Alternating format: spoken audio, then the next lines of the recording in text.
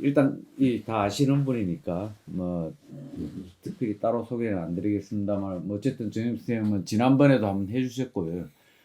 아 요새 답답한 시절에 그래도 가끔 한번 이게 짜리락 하나 뭐 이렇게 다니면서 하는 얘기 들으면서 아 감히 예. 자꾸 이제 뭐 그렇게도 하는데 한번 체계적으로 한번 들을 수 있는 이런 자리인 것 같습니다.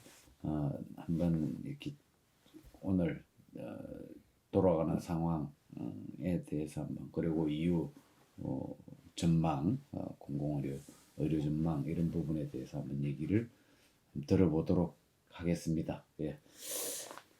저는 자 그럼 일단 선생님께 박수 부탁드립니다. 아유, 감사합니다. 예, 불러주셔서 감사하고요. 예, 뭐 제가 어떻게 도움이 될지는 모르겠지만, 아이, 예, 책을 또 한 권 내가지고 불러주셔서 책 광고도 좀 하고, 예.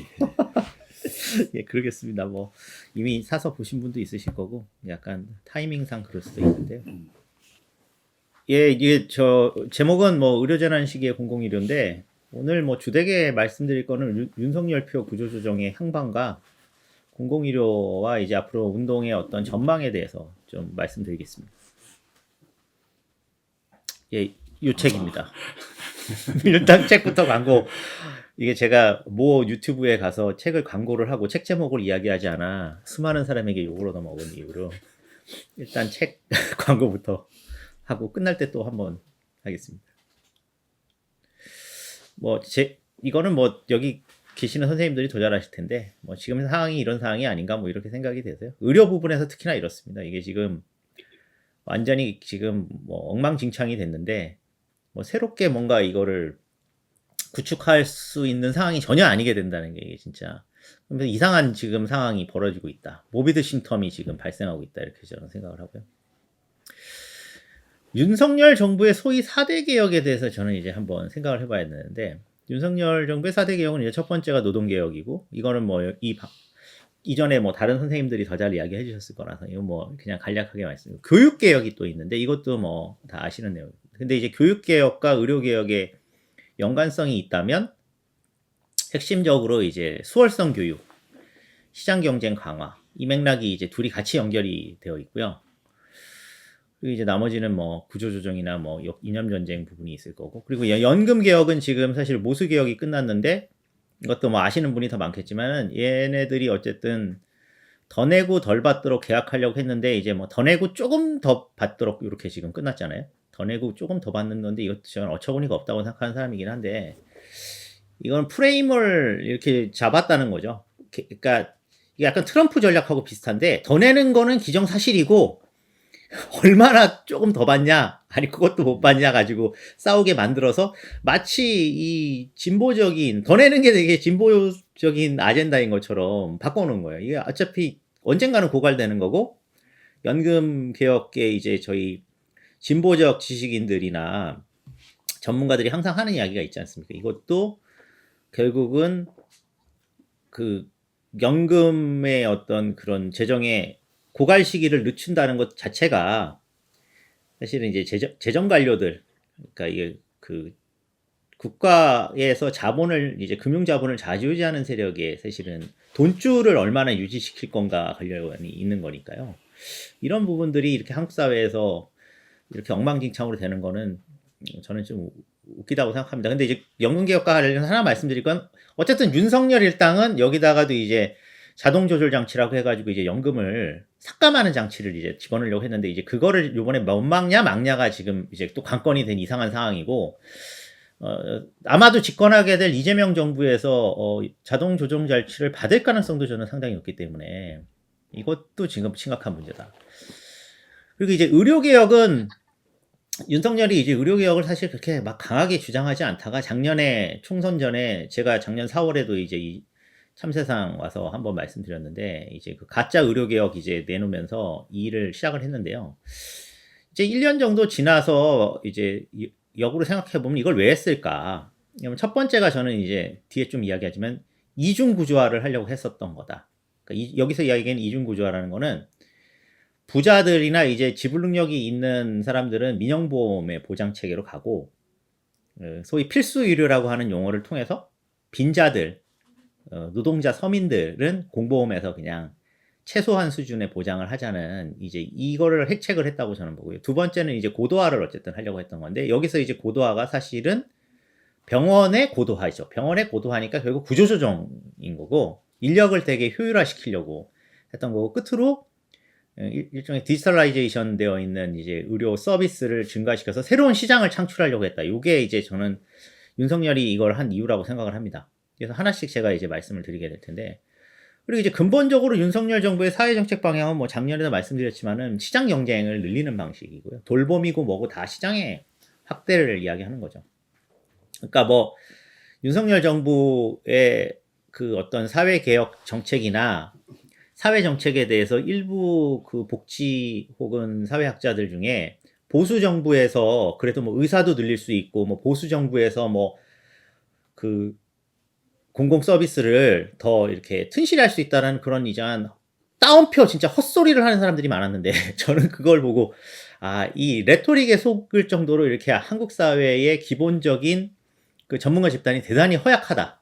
그리고 이거를 이렇게 곡학야세해가지고 이렇게 해석해주는 사람도 너무 많다라는 거를 계속 느꼈습니다. 이게 이제 의료에서도 똑같이 반영되는 거고요. 뭐 이런 말도 안 되는 이야기 한 거잖아요. 약자복지. 약자복지라는 거는 사실은 복지 개념에서는 복지라는 건 이제 평등하고 균등하게 이제 재정을 가지고 자원을 배분하는 게 이제 재분배 전략의 일원으로서 저희가 그 사회민주주의적인 개념에서도 도입되는 건데 이걸 약자복지로 전환하게 되면은 결국은 선별복지와 동일한 건데 약한 복지를 하겠다는 뜻이거든요. 약한 복지를 하겠다는 거를 이런 식으로 이제 포장할 수 있었고 이거를 그래도 복지 확충이라고 생각해서 옹호하는 자들이 많다는 게 현재 상황이다. 그래서 뭐 이런 이야기를 했죠. 뭐 결국 작은 정부 하겠다는 이야기였는데 이 작은 정부를 또 이렇게 쉽게 동의한 것도 매우 허약한 상황을 보여줬다. 이렇게 생각을 합니다. 그래서 이제 여기서 4대 개혁 이야기를 제가 계속 꺼낸 건 뭐 첫 번째로 저는 어쨌든 제일 중요한 거는 윤석열 정부에서 하려고 했던 건 착취율을 상승하려고 했던 거라고 보고요. 착취율을 상승하려고 했다는 거는 여기 오늘 들으시는 선생님들이 뭐 더 이 부분은 뭐 막스주의 경제학이나 뭐 여러 가지 공부를 더 많이 하셨기 때문에 아시겠지만 저는 이제 그 사회 서비스가 일종의 상당 부분은 사회임금 개념인데 저희가 이제 그런 세금이나 아니면 사회복지 관련돼 있는 이제 사회보험을 내므로써 그걸 가지고 이제 재분배를 해가지고 어느 정도의 이제 공적인 서비스를 제공해서 저희 가처분 소득을 뭐 좀 늘린다든지 뭐 이런 방식이라고 보는데 이거를 바꾸려고 했던 거라고 저는 생각합니다. 그래서 사실상 자본의 수익률을 상승시키려고 했던 거라고 보고요. 그래서 한쪽 축으로는 실질임금을 저하려고 했고 그건 이제 노동시간을 늘리려고 한 거고요. 그리고 한쪽 축으로는 사회임금을 하락시켜가지고 재분배율을 떨어뜨려서 이제 자본의 수익률을 올리려고 했었다고 저는 생각을 합니다. 그리고 두 번째는 이제 국제 경쟁력이 측면인데 뭐 아직까지 저는 한국이 노동시장이 풍부해서 사람이 죽어나가는 거에 별로 관심이 없다고 보는 측면이 큰데요. 뭐 아직 한국은 노동시장이 풍부하다. 뭐 전 노동시장이 풍부하지 않다고 주장하는 사람들과는 좀 그런 점에서는 약간 차이가 있는데 그건 제 생각이고 근데 이제 그래도 일부는 지금 저출생 국면이나 초고령화 이제 측면에서 자본의 일반도 노동시장이 상당히 이제 위축될 수 있다라는 생각을 하는 것 같아요. 그 전에 이제 조바심이 지금 생긴 것 같고 그 조바심에 이러니 이거 구조조정을 미리 해놔야 된다라고 해서 이제 노동개혁, 뭐 교육개혁 이렇게 이야기를 했다고 생각을 합니다. 그리고 이제 이데올로기 전쟁은 당연히 뭐 항상 끼어가는 거고 그리고 이제 사회 서비스 노동자들이 급격한 증가를 지금 이제 가져오고 있잖아요. 특히나 돌봄 부분에서 이제 초고령화로 가다 보니까 사회 서비스 부분에 노동자가 급격히 증가하고 간호노동이 특히나 증가하고 있어서 여기에 대해서 이제 고도화라고 자기들이 이야기하고 선진화라고 말을 하는데 쉽게 얘기하면 구조조정을 좀 하려고 했던 것 같아요. 그래서 결과적으로는 사회 서비스를 민영화해가지고 여기서 이제 시장 경쟁을 통해서 이제 그 서비스의 어떤 아까 이중 구조를 만들어내려고 했던 것이 핵심이다. 이게 이제 제가 생각하는 바고요. 그런 측면에서 이제 의사 숫자가 중요했냐? 뭐 이걸 다시 한번 보면 원래 이제 저희가 뭐 자본가들이 의대 증원을 찬성한 건 작년에 다 말씀을 드렸고 그게 아니라 이제 노동자 서민 이 노동자 계급의 입장에서 이걸 우리가 찬성했던 거는 지역의 의사가 부족하고 내과의과 산부인과 등의 중요 진료과 의사가 부족했기 때문에 의사를 늘리는 걸 저희가 당연히 찬성한 거죠. 저도 그래서 찬성을 하는 사람이고. 그렇다면은 중요한 게 의사를 어떻게 양성하는지가 더 중요한 건데, 이 방법에 대해서는 지난 1년 거의 2, 3개월 동안 논의가 아예 되지 않았다. 그리고 이제 윤석열 정부의 의료개혁 특별위원회에서도 논의하지 않았다는 게 사실 이게 이제 완전히 드러난 거기 때문에, 이제는 이 증언안 자체를 동의하거나 나름의 긍정적 요인이 있다고 주장하는 사람들은 매우 위험한 사람들이라고 저는 이제 다시 말씀드리고 싶고요. 저는 이제 작년에 4월에는 이거 예측을 했던 거잖아요. 가짜 의료개혁이니까 이거는 지지하면 안다는 이야기를 한 수준이면, 지금은 이미 1년 반이 거의 2, 3개월이 지났기 때문에 이 복귀가 끝난 거 아닙니까? 복귀가 끝났는데 이걸 지금도 무슨 모종의 개혁인 것처럼 주장하는 사람들은 위험하다는 거죠. 뭐 자본의 선의를 너무 믿으시는 분들이 아닌가라고 생각하고요. 첫 번째 이제 증언안의 목적은 정치적 목적이 제일 컸던 거고요. 그러니까 이제 의사들을 진압하는 이미지를 통해서 총선에서 이기려고 윤석열이 획책한 거예요. 근데 그 다음에 이거 뒷감당이 안 된 거죠. 왜냐하면 의사들한테 굴복해야 되면 본인들이 가뜩이나 떨어진 지지율이 더 떨어지잖아요. 그러니까 그냥 뻗땡기고 간 거고. 두 번째는 그러면서 이제 거짓 의료개혁이라고 하는 포장을 하다 보니까, 제가 아까 이야기한 고도화를 여기다가 탑재를 해가지고, 어차피 의사들이 저항하고 개판난 상황에 한번 이거나 해보자. 의료산업화, 민영보험 활성화, 건강보험 보장 축소 뭐 이런 거 한번 요번에 의료개혁으로 포장해서 밀어붙여보자. 이렇게 된 거고. 세 번째는 저는 이게 이주호 교육부 장관이 주로 여기에 상당한 기여를 한 측면에서 이 교육시장 활성화를 위한 거라고 생각을 합니다. 수월성 교육 확대하고, 특히나 지방의 민간 대학, 사립대학들이 지금 상당히 학생 충원이 안 돼서 어려운데, 의과대학을 가지고 있는 사립대학에 상당한 어떤 요구들을 수용하는 과정이 여기서 이제 그래서 지방사립대의 주택에 의대 정원을 배정했던 거고요. 그리고 이제 그 사람들이 이걸 강력하게 지지를 했던 거예요. 사학자본들이 이제 지지를 했다고 봅니다. 그리고 끝으로는 결국은 이제 이거를 이렇게 1년 2개월씩 방치한 이유는 이제 보건의료 긴축개혁이었기 때문이죠. 그러니까 이거는 의사를 늘리면서 이렇게 사회 서비스를 확대하고 의료 서비스의 어떤 접근성을 향상시키려는 계획이 애초에 아니었던 거예요. 아니다 보니까 이거 긴축 계획으로 착안을 한 거거든요. 그러니까 의사 수를 늘려서 사실은 의사라고 불리는 중간 계급이 보건의료 전체 이제 매출에서 가져가는 비중을 한번 줄여보려고 했던 것 같아요. 서로 경쟁을 시켜가지고 시장주의 방식으로. 근데 이제 그때도 긴축이지만 결국 이러나 저러나 의사들이 개판 쳐가지고 지금 뭐 이제 진료량 자체가 지금 확 줄었잖아요. 상급종합병원이나. 그리고 접근성이 떨어지고. 그러니까 어차피 긴축계획이니까 어차피 긴축계획이었는데 이렇게 돼서 긴축이 되든 저렇게 돼서 긴축이 되든 긴축이 됐으니까 저는 비타협적으로 끝까지 갔다고 보고, 이 부분이 이제 저희가 지금 생각해야 되는 건데, 그럼 과연 민주당 정부는 보건의료 긴축계획을 철회하고 이 부분에서는 양적 확장이나 질적 확장을 깨할 거냐? 거의 가능성이 저는 없다고 생각합니다. 그래서 이 부분이 앞으로 해결될 가능성이 매우 낮은 지점이라고 저는 다시 한번 보고요. 끝으로 이제 뭐 이건 대안 측면은 뭐 제가 생각하겠습니다. 뭐 지역이사제나 공공의대 같은 건 우리의 대안인데, 뭐 민주당은 어쨌든 이거를 공약에 넣고는 있지만 진정성이 있는지는 모르겠고요. 뭐 결론은 이거죠. 왜 의사와 의사 수가 이렇게 정치적 땔감이 됐는가. 요쪽에 있는 요 그림은 지난주 토요일에 저희 집에서 걸어 나와서 이렇게 가다 보니까 구급파들이 이거 붙여놨어요. 아직까지도 이제 윤석열은 파면이 됐는데 한국인은 1등급이 의대 탈락, 중국인은 6등급이 의대 장학금. 뭐 이 자체도 거짓이지만 뭐 구급파들이 뭐 말도 안 되는 소리를 하는 거지만, 이게 왜 이렇게 선동적인 이런 프랭카드로 붙어 있을 수 있을까? 그거는 이만큼 이 부분이 능력주의의 어떤 대중적 열망에 대한 공정하지 않다고 하는 반감의 대상이 된다는 거예요. 그러니까 의대가 그런 존재가 됐다는 거고요. 그리고 또 하나는 이제 화교의사가 그래서 80%라고 하는 이제 이야기가 돌았어요. 한동안. 말도 안 되는 이야기죠. 한국 사회에서 아시겠지만 화교가 뭐 의사나 이런 데 진출을 좀 하는 경향이 있지만, 그 이유는 한국은 이 외국인에 대한 이 배제가 엄청 심한 곳이라서 뭐 공직부터 시작해서 일반 회사 취직도 거의 안 됩니다. 화교가 뭐 진짜 공부 잘해서 뭐 소위 이야기하는 서울대 나와도 안 돼요. 그래서 이제 의사가 그나마 되는 게 그나마 그냥 공부를 좀 하고 사회적으로 진출할 사람을 했던 거고, 아니면 전부 식당하고 그런 나라 아닙니까? 한국이. 근데 지금 무슨 화교의사가 80%라고 해서 그래서 윤통이 옳았다 이건 뭐냐면, 화교의사가 너무 많아서 한국인 의사를 더 양성하려고 2,000명을 증원했다고 하는 이런 거짓 증언이 이런 게 통한다는 거고요. 이게 극우파들 사이에서 이런 게 이제 이야기한다는 건 뭐냐면 의사가 그만큼 사회적으로 성공하고 돈을 많이 벌고 이제 능력주의 이제 모델의 최상위에 있다는 거고 그리고 여기 이제 이 양반이 이제 그 제 후배이기도 하지만 어쨌든 중증외상센터 이제 그 웹소설을 쓴 그 유명한 의사예요. 그 넷플릭스 드라마로도 나와서 인기였어요. 이때 이 사람을 또 화교로 몰았어요. 이것도 뉴스에 나왔죠. 이거 말도 안 되는 이런 것들이 이제 그게 불평등한 어떤 이 사회의 지금 현재 상황을 보여주는 어떤 저는 하나의 이렇게 표상 같은 거라고 보고요. 누가 저한테 한번 이야기를 했었는데 김누리 교수도 그 이야기 하시더라고요.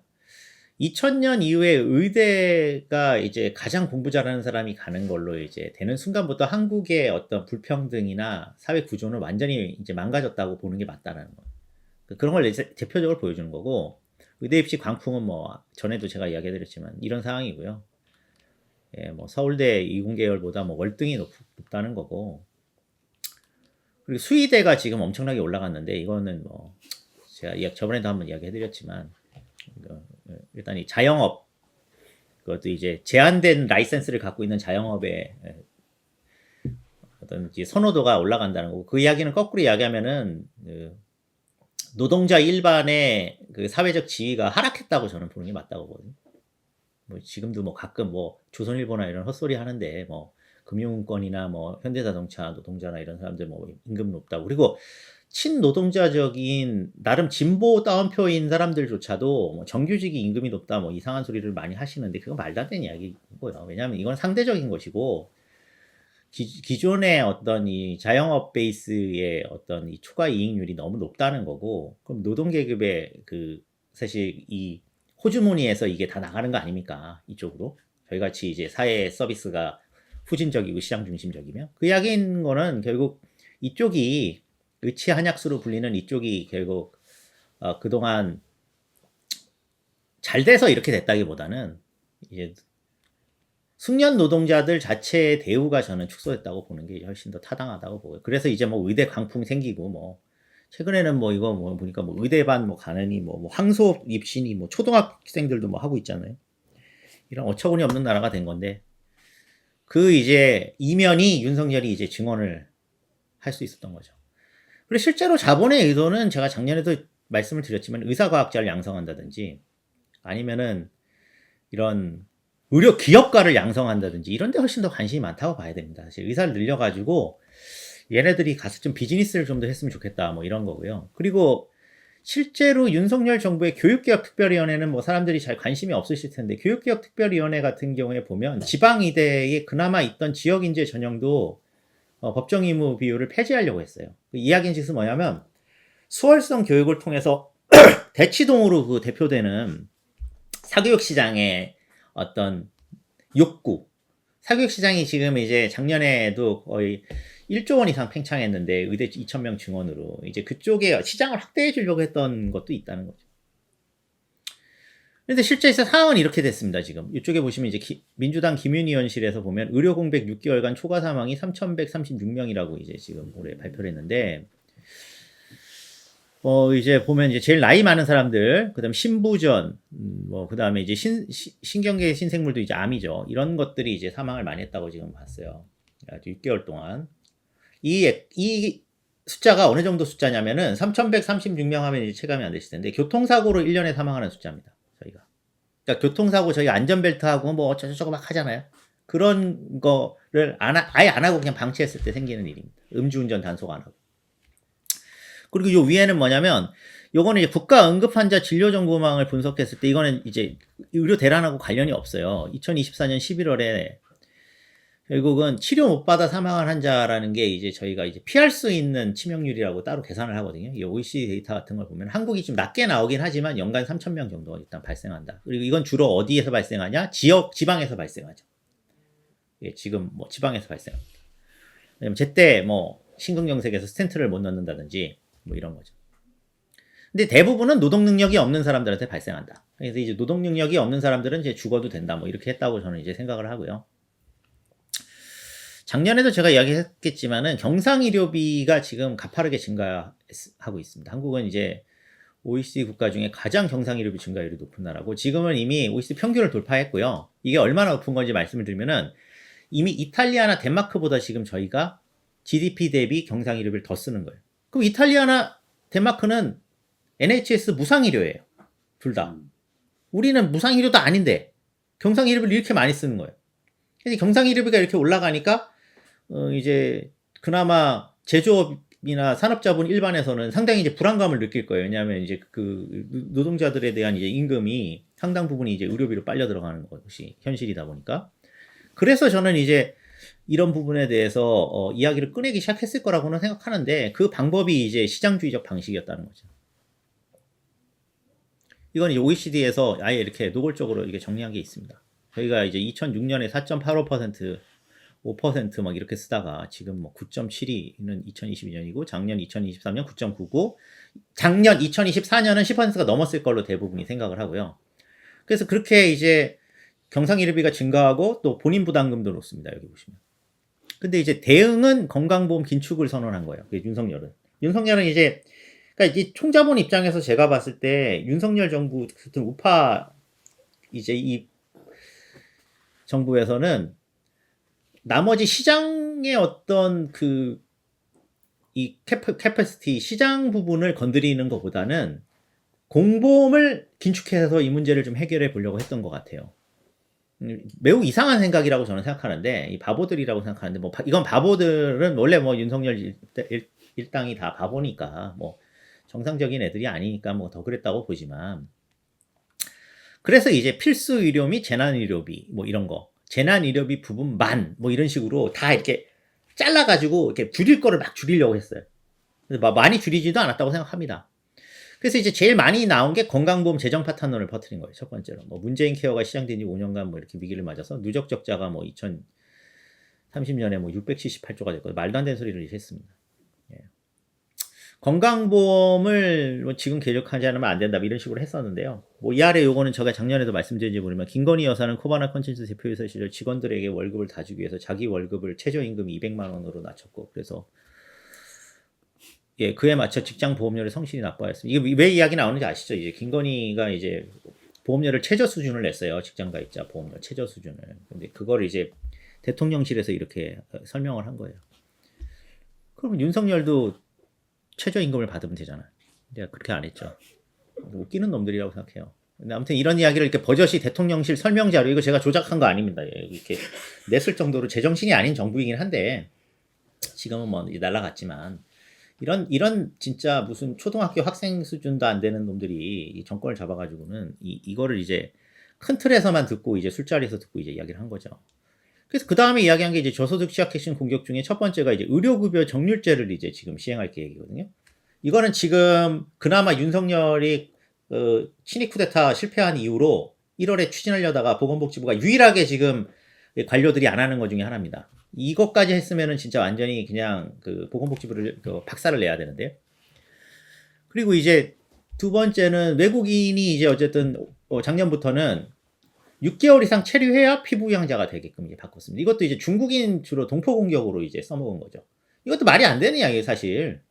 예, 주한 외교관, 주재원, 배우자, 자녀 등은 제외고, 그러면은 한국에 돌봄 서비스 하러 들어왔는데 자기 일하는 그 배우자가 일을 못 구했어요. 그럼 당연히 피부양자잖아요. 그럼 여기서 직장 가입자로 남편이나 그 어떤 부인은 일을 하고 있는데 그 피부양자로 같이 들어온 가족은 피부양자 자격을 해주지 않는다? 이런 게 어디 있어요? 그럼 주한 외교관 주재원들은 그래도 외교관으로 왔으니까 특권층인가? 아무튼 말도 안 되는 이런 거를 한두 개를 한 게 아닌데, 이게 대표적으로 이렇게 한 거고, 뭐 윤석열이 이거는 자기가 쓴 것 같지는 않고 김건희가 썼을 것 같은데, 뭐 국민이 잘 차리는 밥상에 숟가락만 없는 외국인 건강보험 문제 해결하겠습니다. 이거 옛날에 이제 그 대선 전에 이미 이야기한 겁니다. 예.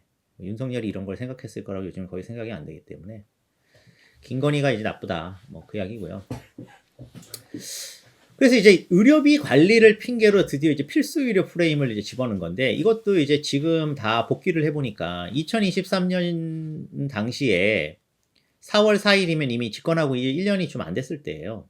그때 이미 이제 이 정재훈 교수는 뭐 아시는 분이 있을 텐데, 감염내과 전문의로 그 코로나 때나 이럴 때 언론에 많이 나온 분이지. 이분이 이제 윤석열 캠프 쪽에 언저리에 있었는데, 아무튼 1차 필수 의료 강화를 위한 의료부장 혁신 포럼이라는 데 가서 이야기를 했어요. 건강보험의 현재 체계는 수평적 보편성인데 이거를 수직적 보편성으로 바꾸자고. 그래서 저는 옛날에 처음에는 이야기를 듣고 이게 무슨 이야기인가? 수직적 보편성이라는 게 뭔가? 그래서 여기 보니까 이렇게 돼 있어요. 경증하고 비필수 의료는 여기서 이야기하는 비필수 의료는 경증을 이야기하는 걸로 저는 해석이 돼요. 이제 그러면 얘네들은 돈 있는 사람은 민간의료보험을 하고 나머지는 하지 말고 건강보험으로 그냥 찔끔해라 뭐 이런 이야기인 것 같아요.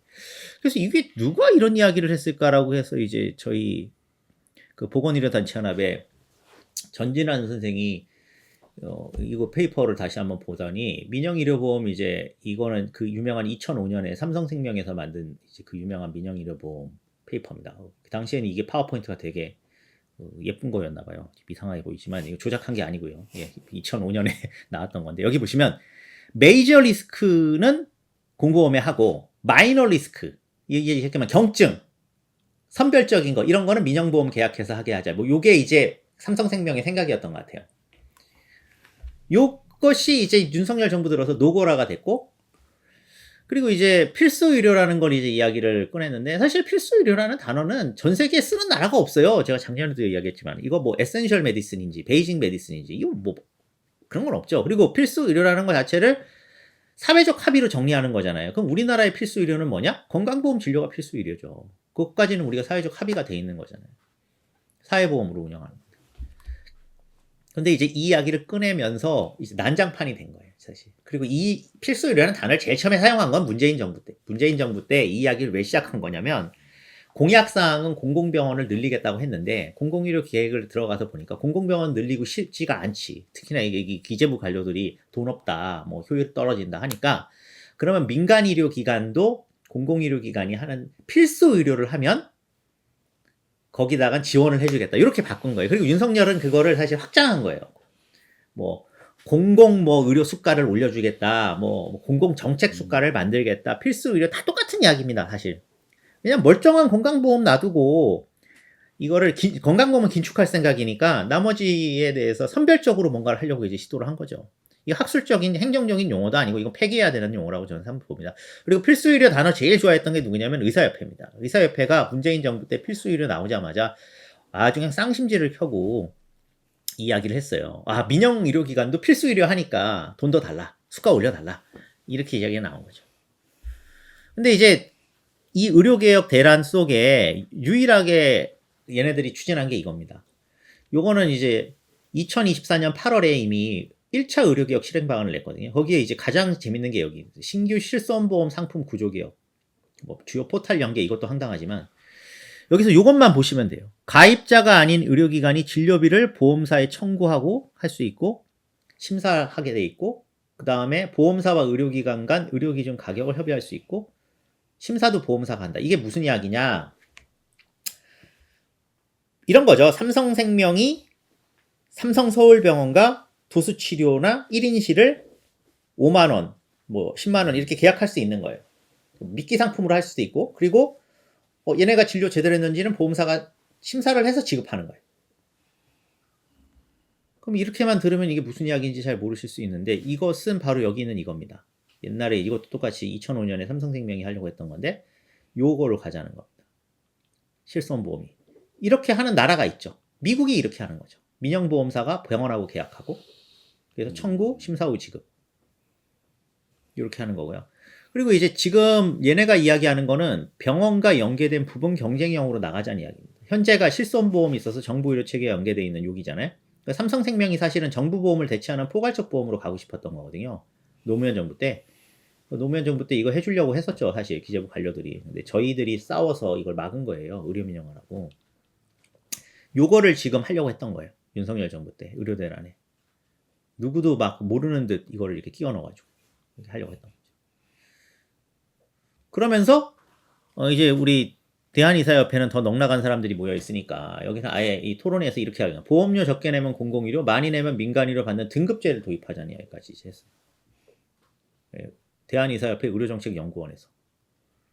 그랬더니 보건복지부가 여기 화답을 했죠. 올해 1월에 이제 윤석열 이미 그 탄핵돼가지고 윤석열 없는 윤석열 정부에서도 이 관료들은 지금 할 일을 다 합니다. 한덕수만 지금 할 일을 하는 게 아니고 얘네는 할 일을 다 해요.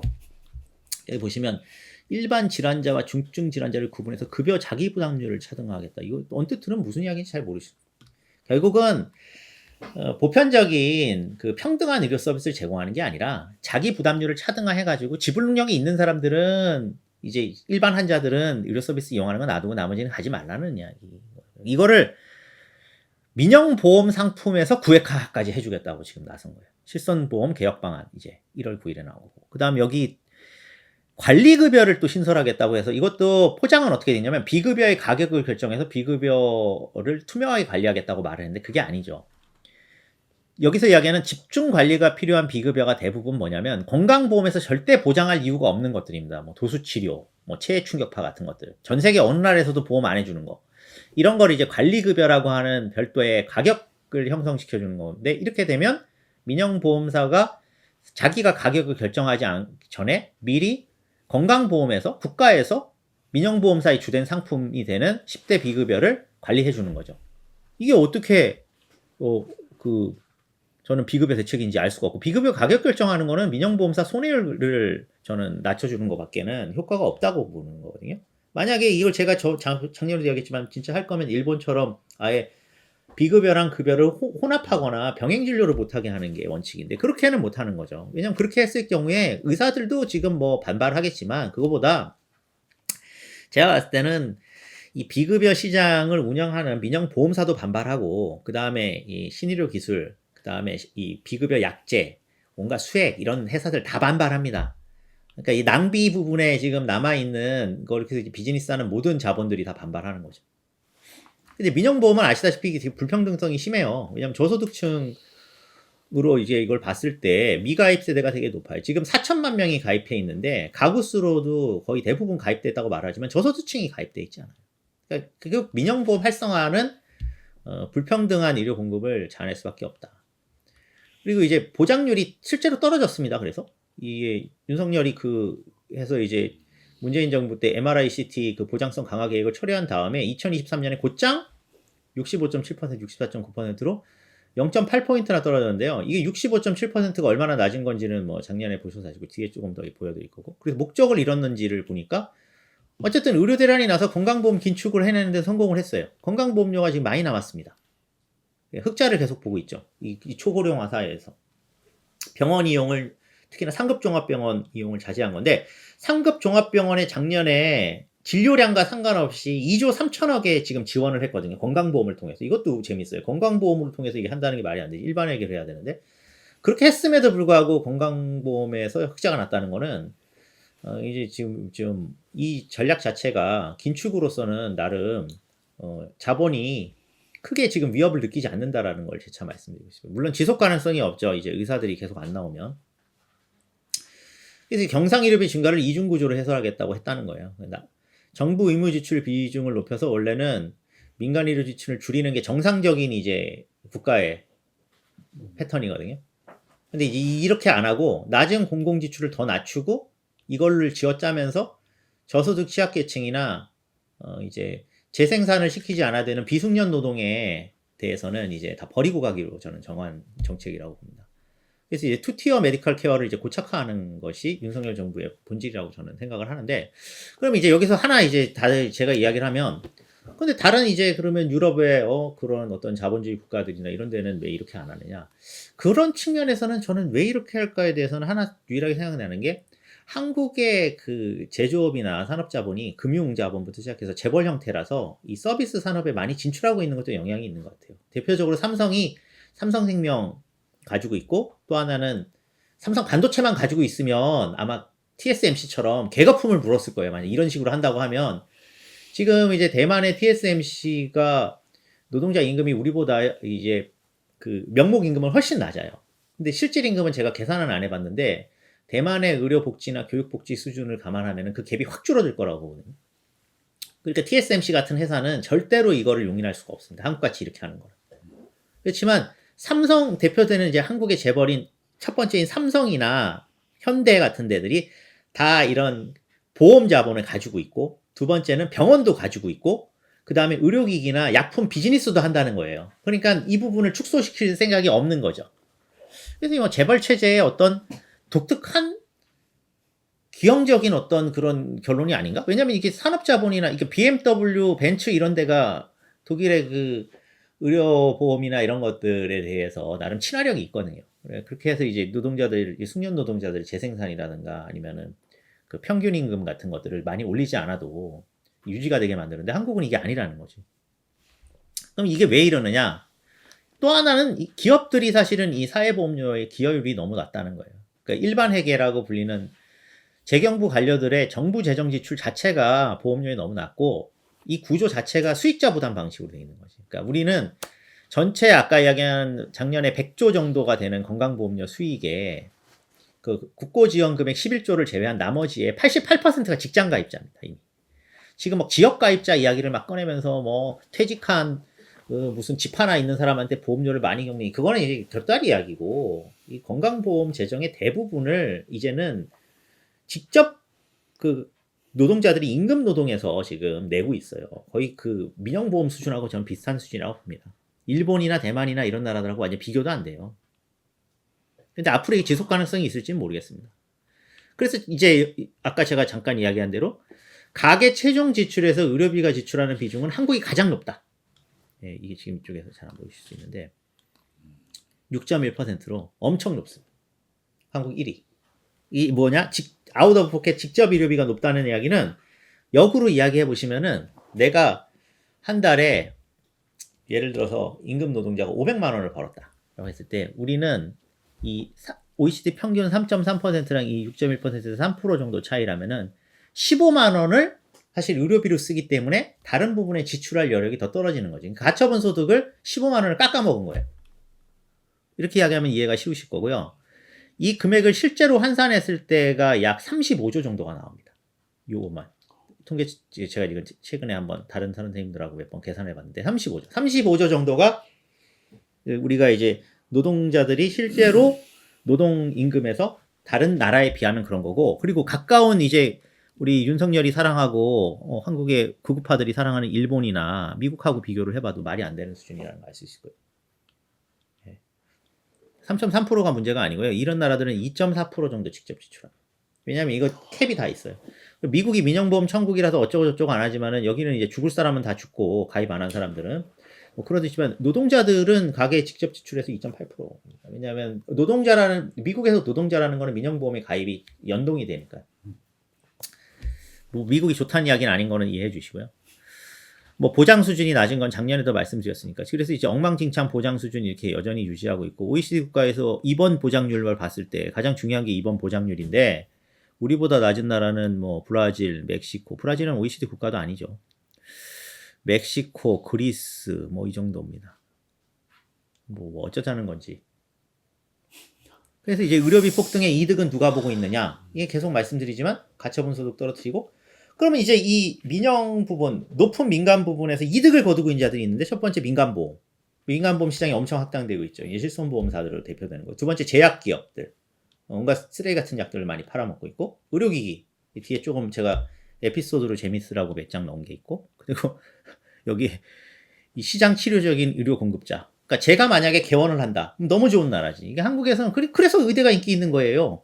그러니까 의대가 인기 있는 이유가 높은 민간 부분 지출 때문인데 이 문제를 해결 안 하고 의사를 늘려봤자 뭘 하겠습니까? 의사가 나가서 다 비즈니스를 할 텐데. 제 친구가 최근에 피부과에서 지금 뭐 10명을 고용해가지고 되게 돈을 잘 버는데 책도 냈더라고요. 그래서 제 동기방에 제가 다시 설명드리면 의료 재난의 시대 이거 냈다고 제가 광고했더니 그 친구가 자기 먼저 딱 그 피부과 이용 설명서 냈는데 참 돈 막 긁어 모으고 있는 거지. 그게 이제 윤석열과 이 일당들이 자본이 이제 원하는 거잖아요. 의사 늘려서 다 그런 거 하라는 거 아닙니까? 근데 이제 여기서 제가 하나 더 말씀드리고 싶은 건, 그러면 이런 시장 의료에서 부대적으로 뭐가 있냐? 임대료, 그리고 이제 제가 만약 개원한다 그러면은 뭐 4억에서 최소 뭐 한 8억까지 땡겨서 할 거 아닙니까? 도수 치료하고 뭐 그게 다 은행에서 다 나옵니다. 왜냐면 100% 돈을 회수할 수 있는 거의 사업이니까. 그럼 여기에 연계된 사람들이 뭐냐면 건물주, 그리고 이제 은행이 또 연계되는 거지. 이 비즈니스를 하니까. 그래서 다 연결돼 있어요. 얘네들이 지금 이 짬짬이가 돼가지고. 자, 그럼 의료민영화는 진짜 이제 괴담인가? 윤석열이 이제 벌린 의료민영화 사안이 몇 개 있는데, 첫 번째로 그래서 이제 이 코드랑 딱 맞아떨어지는 게 이겁니다. 시장 즉시 진입 의료기기 제도를 도입한다고 했어요. 전 처음에 이런 거를 할 수 있으리라고 생각을 못했죠. 이거를 공청회를 할 때도 제가 작년에 할 때 정상적인 국가에서 여기 보시면 의료기기를 효용성을 평가를 안 하고 이게 안전하다고 하면 그냥 비급여로 3년간 하게 해주는 걸 하게 해주겠냐. 그럼 내가 여기 있는 이 물이 만병통치약이라고 해가지고 이거 안전하잖아요, 물. 그래가지고 제가 이제 이걸 어떻게 딱 믹스해가지고 뭐 장치에 연결해갖고 팔아요. 3년 동안. 한 뭐 100만 원씩 주고 팔아요. 3년이 지났어요. 여기 보시면 효과가 없네. 그러면 그냥 그동안 돈 벌었지만 미안하다. 그리고 이제 정리할 수 있는 이게 이런 나라가 어디 있냐고. 봉이 김선달을 양성하는 나라다니. 근데 그걸 하더라고요. 결국은 하더라는 거예요. 이제. 그리고 여기에 달라붙어 있는 의사들도 많이 있고 산업자분도 너무 많다. 그리고 이것을 소위 이야기하는 혁신, 뭐 벤처 이런 걸로 다 연결시켜가지고 하고 있어요. 이것을 지금 물론 이제 이 원흉은 민주당인데 이제 문재인 정부 때 체외진단기기법, 뭐 첨단재생의료법 등 뭐 온갖 이상한 법안을 이거 다 했지만 윤석열은 이제 아예 노골적으로 이걸 이제 법안이 아니라 아예 그냥 이 규제를 풀어가지고 새로운 의료기기 이름도 시장 즉시 진입 의료기기 제도예요. 이름도 진짜 끔찍합니다. 시장 즉시 진입 의료기기를 허가하면 그럼 국가는 왜 있는 거죠? 국가 필요 없는 거지. 사기기업 활성화 정책. 줄기세포 사기꾼들은 지금 윤석열 정부에 완전 호황을 맞았습니다. 이 사람은 뭐 이미 중국에서 지금 사기치고 뭐 넷플릭스 나오고 있지만 뭐 온갖 쓰레기 같은 것들이 지금 막 다. 이건 문재인 정부 때 가짜약 인보사인데 윤석열 정부 때 결국 이 인보사에 연관되어 있는 모든 사람이 다 무죄를 받았어요. 그렇다면은 이 인보사 사태는 뭐 혹시 궁금하신 분은 찾아보시면 2019년에 이게 연골 유래세포가 아니라 그 암세포 같은 걸로 이거를 만들었는데 이걸 허가해준 이게 폭로된 사건입니다. 그래서 이제 허가 취소가 됐는데 그러면 여기에 보건복 식약처 공무원들도 책임이 없고 인보사 파는 놈도 책임이 아무도 책임이 없다는 거예요. 그냥 자기들만 이걸 2,000명한테 그냥 팔아먹은 거예요. 그냥 하나에 800만 원짜리를. 아무튼 그런 사건이 있었고요. 그리고 이제 작년에 보면 재작년부터 많이 하는 게 이제 유전자 검사 키트 이제 이거 하시는데 이런 거 하시지 마세요. 이거 진짜 완전 그냥 쓰레기들이 하는 거죠. 뭐 말도 안 되는 이야기 하고 있는 거예요. 뭐 이거 미국에서 하는 겁니다. 예. 이게 DTC 유전체 규제라고 해서 다이렉트 투 컨슈머 이제 유전자 검사인데 이거 뭐 내 지방은 좋은 지방이냐 뭐 스프린터 능력이냐 말도 안 되는 이야기 하고 있는 거예요. 유전자 결정론을 퍼뜨리는 거고요. 알코올 의존성 유전자가 있어서 의존되는 게 아니라 불평등하니까 알코올 의존성이 증가하는 거죠. 저는 그렇게 생각하고요. 제가 알코올 중독 환자를 많이 보기 때문에 저도 술을 좋아하지만 중독이 되려면은 이게 좀 사회화되어 있는 데서 이탈해야 돼요. 사람들 만나는데 중독이 되기 쉽지가 않아요. 그리고 이제 건강검진 산업화는 아실 거고 이것도 뭐 한국만의 독특한 현상이고요. 그리고 이제 윤석열이 이제 벌린 가장 이제 최악의 사태는 이 닥터나우 같은 이것도 이제 이 병원이 요즘에 작년에 광고하더라고요. 또 병원이 온다 이렇게 광고하던데 제가 광고 사진을 안 바꿨네. 병원이 온다 그거 보면 끔찍합니다. 병원이 이게 어떻게 원격으로 오겠어요. 병원이 그리고 집으로 가는 게 병원이 아니지. 근데 아무튼 이 친구는 한양대 의대 한 본과 1, 2학년 때 이제 그 학교 이제 휴학했는지 아니면은 뭐 아무튼 그만둔 것 같아요. 의대생이었는데 이제 이 닥터나우 만들어가지고 떼돈 벌었는지 같이 따라갔어요 미국에. 갖고 이제 자기 이제 인스타그램에 이렇게 올린 거예요.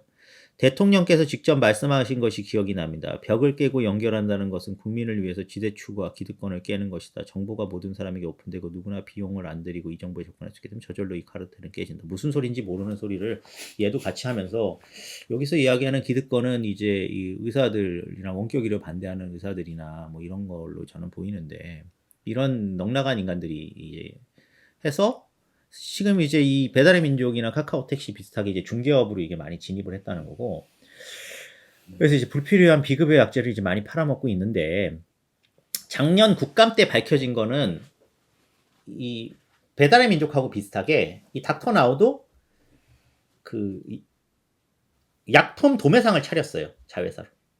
그래서 배달의 이 닥터나우의 그 약품 도매상을 이용을 하면 여기 이제 병의원을 검색했을 때 이 위쪽에 상위에 이제 올라가는 방식으로 합니다. 배달의 민족은 어떻게 하냐면은 배달의 민족 자회사가 일회용기를 만들거든요. 배달의 민족 자회사 일회용기를 쓰면 그 위에 올려줍니다. 카카오 택시는 알다시피 이제 별도의 그 카카오 이제 뭐 블루 택시나 이런 걸 해가지고 위에 올려주는 방식. 그러니까 얘네들은 플랫폼이 다 똑같은 방식으로 운영하는데 이걸 이제 중요한 건 공공 서비스가 아니라 민간에서 이렇게 해가지고 얘들도 이제 뭐 유니콘 기업 이런 식으로 이제 뭐 한 제가 봤을 때는 뭐 1조 원 정도 후에 기업 공개하면서 땡기려고 얘가 지금 하는 것 같아요. 그러니까 완전 투기죠. 말도 안 되는 일이라고 보고.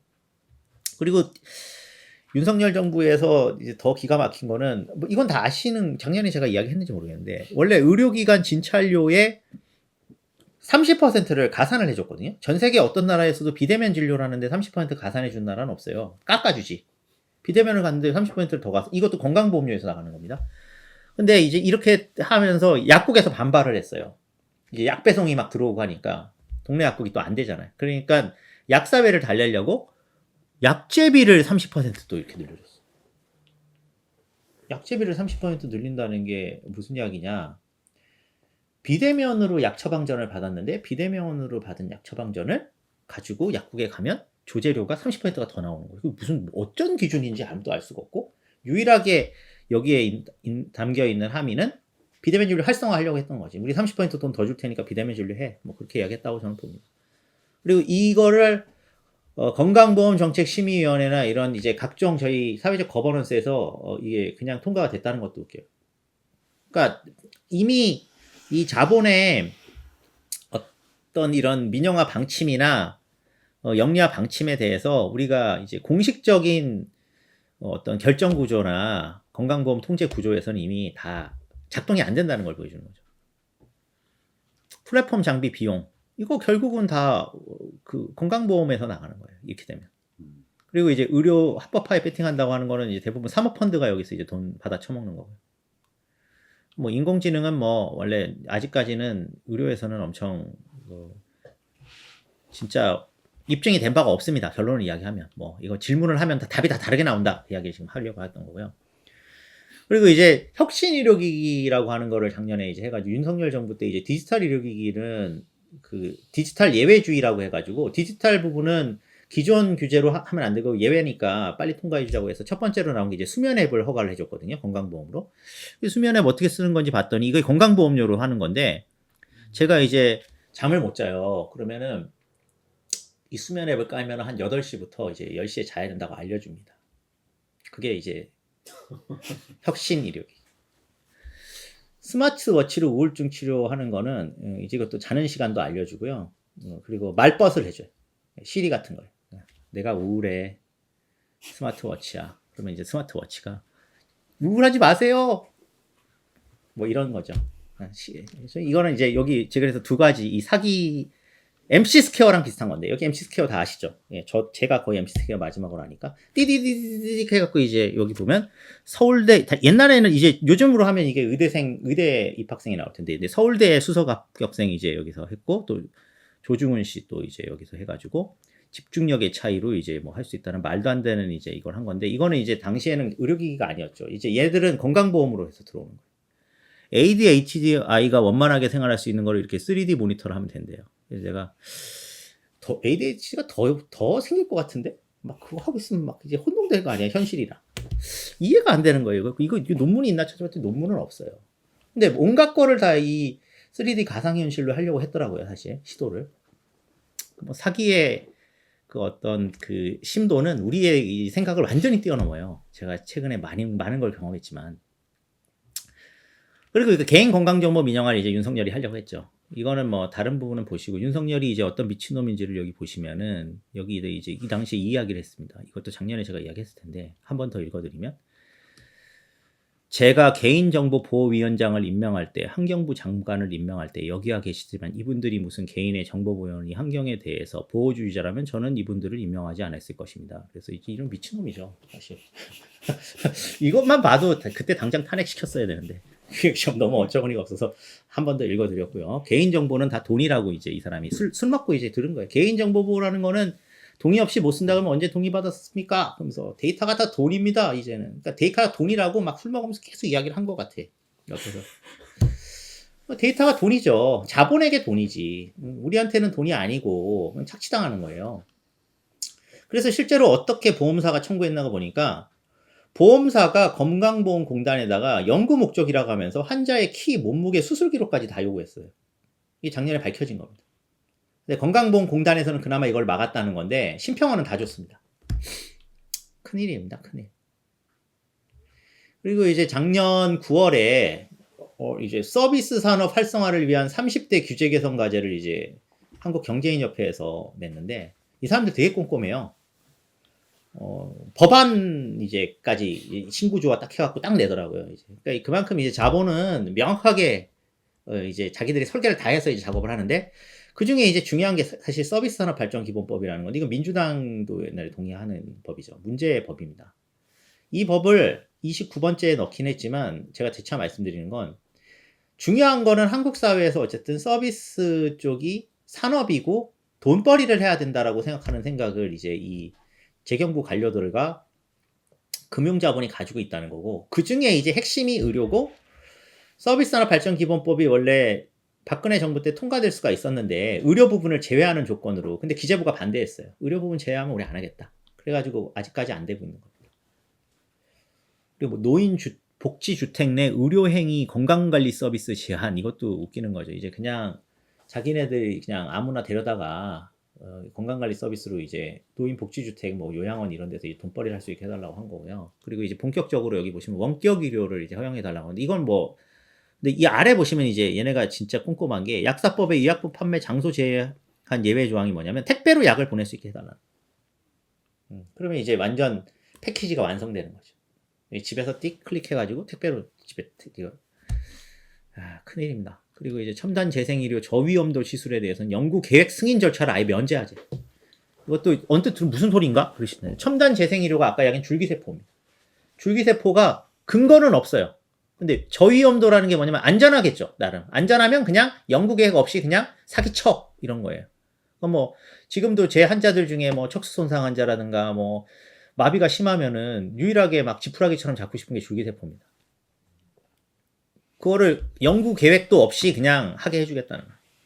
그리고 첨단 바이오 의약품 제조 및 시술 허용 기간도 확대하겠다는 건 이것도 이 GMP라고 해서 이제 관리 허가를 받아야 되는데 이런 거 없이 그냥 하게 해주겠다는 거예요. 그러니까 이거를 제가 아까 이야기한 부분을 다시 이야기하는 건 이걸 누가 이야기했냐? 한국경제인협회에서 서비스 산업 활성화를 위한 30대 규제가 작년 9월에 이미 제출한 거다. 그리고 이거는 국회의원들한테서 다 퍼지고 얘네들 로비 다 합니다. 진짜 큰일이죠. 그리고 이제 우리 김건희 여사가 되게 사랑해가지고 작년에 이제 500억을 들여서 시작한 게 전국민 마음투자 지원 사업이라는 게 있습니다. 혹시 들어보셨습니까? 그 좀 우울하고 슬프면은 이 바우처를 받을 수가 있어요. 그러니까 바우처를 받으면 상담을 해줍니다. 그래서 지금 이게 비즈니스가 벌써 많이 확대된 상태예요. 500억입니다. 500억. 저는 이런 게 일단 제일 문제가 뭐냐면 만약에 다음 정부 때 이 예산이 삭감이 되면은 그 500억 시장에 노출되어 있는 심리 상담사나 우리 이러한 서비스에 진출한 노동자들은 어떻게 되나요? 다 이제 완전히 공중에 뜨는 거죠. 그러니까 이게 공공 서비스는 아니고 이게 다 민간에서 이걸 하라고 해준 거거든요. 바우처로. 참 이게 어떻게 해야 될지 참 깝깝합니다. 근데 정신건강이라는 게 뭐 다들 아시겠지만은 한 3, 40분 상담한다고 좋아질 것 같으면은 얼마나 좋겠습니까만 그게 말이 안 되는 이야기죠. 어처구니가 없는 일을 지금 벌렸고요. 공공의료 뭐 최악인 거는 작년에도 이야기했으니까 이거는 기본적으로 한국의 공공의료 기관은 최악인데 이렇게 된 이유는 정확한 기점이 75년에서 80년 사이에 벌어졌는데 이거는 뭐 제가 한번 복귀시켜 드리는 건데요. 이때가 직장건강보험 도입할 때 직장건강보험을 도입했으면 당연히 정부가 병원을 지어야 되잖아요. 공공병원을. 근데 박정희 정부 했을 때는 어떻게 했냐면은 저리 차관을 통해서 민간에서 지으라고 했어요.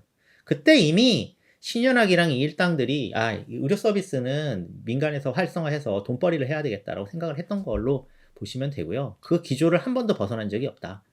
그리고 저희가 이제 80년 대투쟁으로 88년에 이제 전국민 건강보험 제도를 도입했는데 그러면은 당연히 또 공공병원을 더 지었어야 되잖아요. 수요가 늘어날 테니까. 그랬더니 그때는 이제 삼성이랑 현대가 재벌병원으로 들어온 거예요. 그게 지금 이제 아산병원, 삼성서울병원으로 빅5 중에 1, 2를 때리는 거죠. 그러니까 여기는 저리로 민영병원들 해서 이제 사학재단들이 주로 병원을 많이 지었고요. 요때는부터는 이제 재벌들이 병원 지으면서 이제 그냥 이렇게 된 겁니다. 그러니까 이제 재벌들과 사학재단이라고 하는 이제 그 아래 약간 하위 자본들이 여기서 이제 짬짬이가 돼서 정부가 이걸 방치해가지고 이 모양이 됐다. 공공병원이 그러니까 이제 잉여병원이 됐죠. 저희가 책에도 제가 이제 잉여병원 이야기 했는데 잉여병원이지 뭐 이제 그냥 너무너무 아픈데 난 돈이 없고 그러면 가는 병원이거나 아니면 뭐 코로나19나 이런 건 이제 또 대형 병원에서 감염병이면 돈 안 되면 안 받잖아요. 그러면 이제 가는 거고 뭐 이런 데가 됐습니다. 근데 이제 이렇게 된 결정적인 이유 중에 하나가 이거예요. 이게 이제 공공병원을 못 짓는 이유 중에 하나가 뭐냐면요. 이 KDI에서 원래 예비타당성 조사 하잖아요. 기재부에서 KDI 넘기는데 당시 이제 의료시설 부분 사업의 예비타당 조사 표준 지침을 한번 보시면 이게 2012년에 나온 건데 여기서 제일 중요한 거는 뭐냐? 살렸을 때의 가치입니다. 살렸을 때의 가치.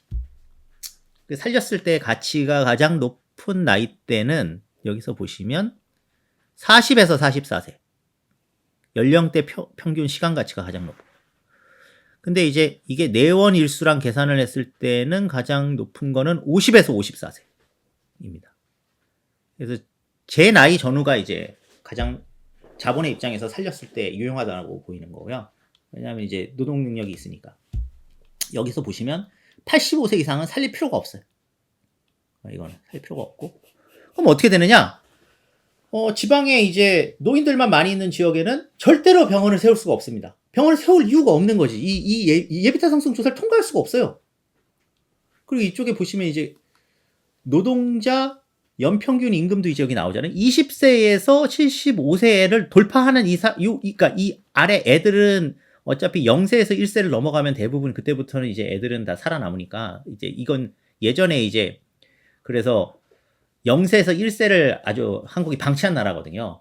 근데 이제 그거 부분은 이제 노동자들이 자식이니까 이제 케어해 준다고 치고 이제 이 위는 이제 그냥 버리겠다는 그 보고서입니다. 그리고 이제 이게 민영보험사 보고서랑 비슷해요. 민영보험사에 가면 이제 생명가치표가 있거든요. 그거랑 거의 흡사하게 똑같이 만들어 놓은 거지. 그러니까 이렇게 생각하기 때문에 공공병원을 만들 이유가 없는 거예요. 그리고 의료 서비스에 대해서 앞서 제가 이야기한 그런 말도 안 되는 짓을 이제 하고도 남은 거죠. 그래서 이제 이거죠. 기업가 자본이 한국에서는 의료를 어떻게 보는가. 일단 이 편익으로 본다는 거예요. 노동력의 가치와 치료 비용. 근데 이제 한국은 아까도 제가 했지만 산업예비군이랑 노동력이 풍부한 지역이에요. 그러니까 산재사고가 가장 많은 나라인 거죠. 우리 산재사고 뭐 떨어져 죽고 낑겨서 죽고 뭐 그래도 그걸 어떻게 해결하려고 안 하는 이유가 뭐냐면 노동자가 너무 많아. 그러니까 이제 이게 생산성 측면에서도 보건의료 서비스가 자본에게 후순위였던 거고요. 한국이 딱 이런 경우예요. 예. 노동력 풍부. 그리고 언어 문제로 국외 이주가 또 쉽지 않아요. 만약 이게 영미권이었으면 이런 시스템이면 다 외국 갔을 거야, 아마. 이게 고등노동들이. 못 가는 거죠. 잘 못 가요. 이게 또 언어가 또 한국어가 고착어여가지고 언어적 한계가 분명하죠. 일본이 만약에 이주 노동자를 많이 받는 나라였으면 일본에 많이 갔을 거예요. 근데 일본은 또 자기네들도 노동력이 거기도 풍부하기 때문에. 그 다음에 이제 이렇게 돼서 나머지 서비스 산업을 활성화해서 돈벌이 수단으로 했다고 저는 이제 보고 그래서 이런 것들이 이제 있다. 앞서 이야기한 거니까요. 최근 추세를 보면은 개원이 많이 늘어났습니다. 종합병원은 이제 아까 이야기한 1980년대 이제 이런 사회보험이 증가하면서 보장성이 증가할 때 늘어났고요. 이제 그 이후엔 그런 건 아예 추세가 없고 의원이 여기 보면 2015년에서 2019년 사이 의원이 엄청 늘어났죠. 이거는 이제 민영보험하고 관련이 있습니다. 실제로 우리한테 도움되는 의료기관이라고 보기도 어렵죠. 그러니까 결국은 이제 종합병원급에서 그만큼 의사들을 고용하지 않는 게 가장 큰 문제예요, 지금. 제가 전에도 이야기했지만 2000년에서 2020년까지 활동의사가 2배가 늘었습니다. 근데 왜 우리가 접근성이 더 떨어진다고 최근에 느끼게 되는 거냐면 대부분이 개원하기 때문에. 그리고 병상 규모별로 보시게 되면은 100병상 이상이 지금 줄어들었어요. 이거는 뭐냐면 100병상 이상이 병원 중에 그나마 정상적인 병원입니다. 100병상 이하의 30에서 99병상은 대체로 척추 전문 병원이거나 전문 병원이에요. 이런 병원들은 이제 우리한테 직접적인 도움이 안 되지. 비급여만 많이 하는 병원들인데. 뭐 저한테 제일 많이 연락 오는 게 재활의학과 의사라서 허리가 뭐 했는데 뭐 시술을 하자고 하는데 비급여인데 돈이 너무 많이 나가고 막 사회활동가 이런 분들은 실손보험 없는데 저 어떻게 해야 돼요? 그러면 제가 하지 말라고 하죠. 근데 실손보험이 없는데도 불구하고 그 자리에서 안 하면 안 될 것 같은 의사의 권유를 받아 한 사람들은 이제 돈이 또 없어가지고 돈을 빌려달라고 전화가 옵니다. 이게 어떻게 되는 건지 지금 알 수가 없어요. 근데 나한테 먼저 연락을 해라. 제가 큰일 난다.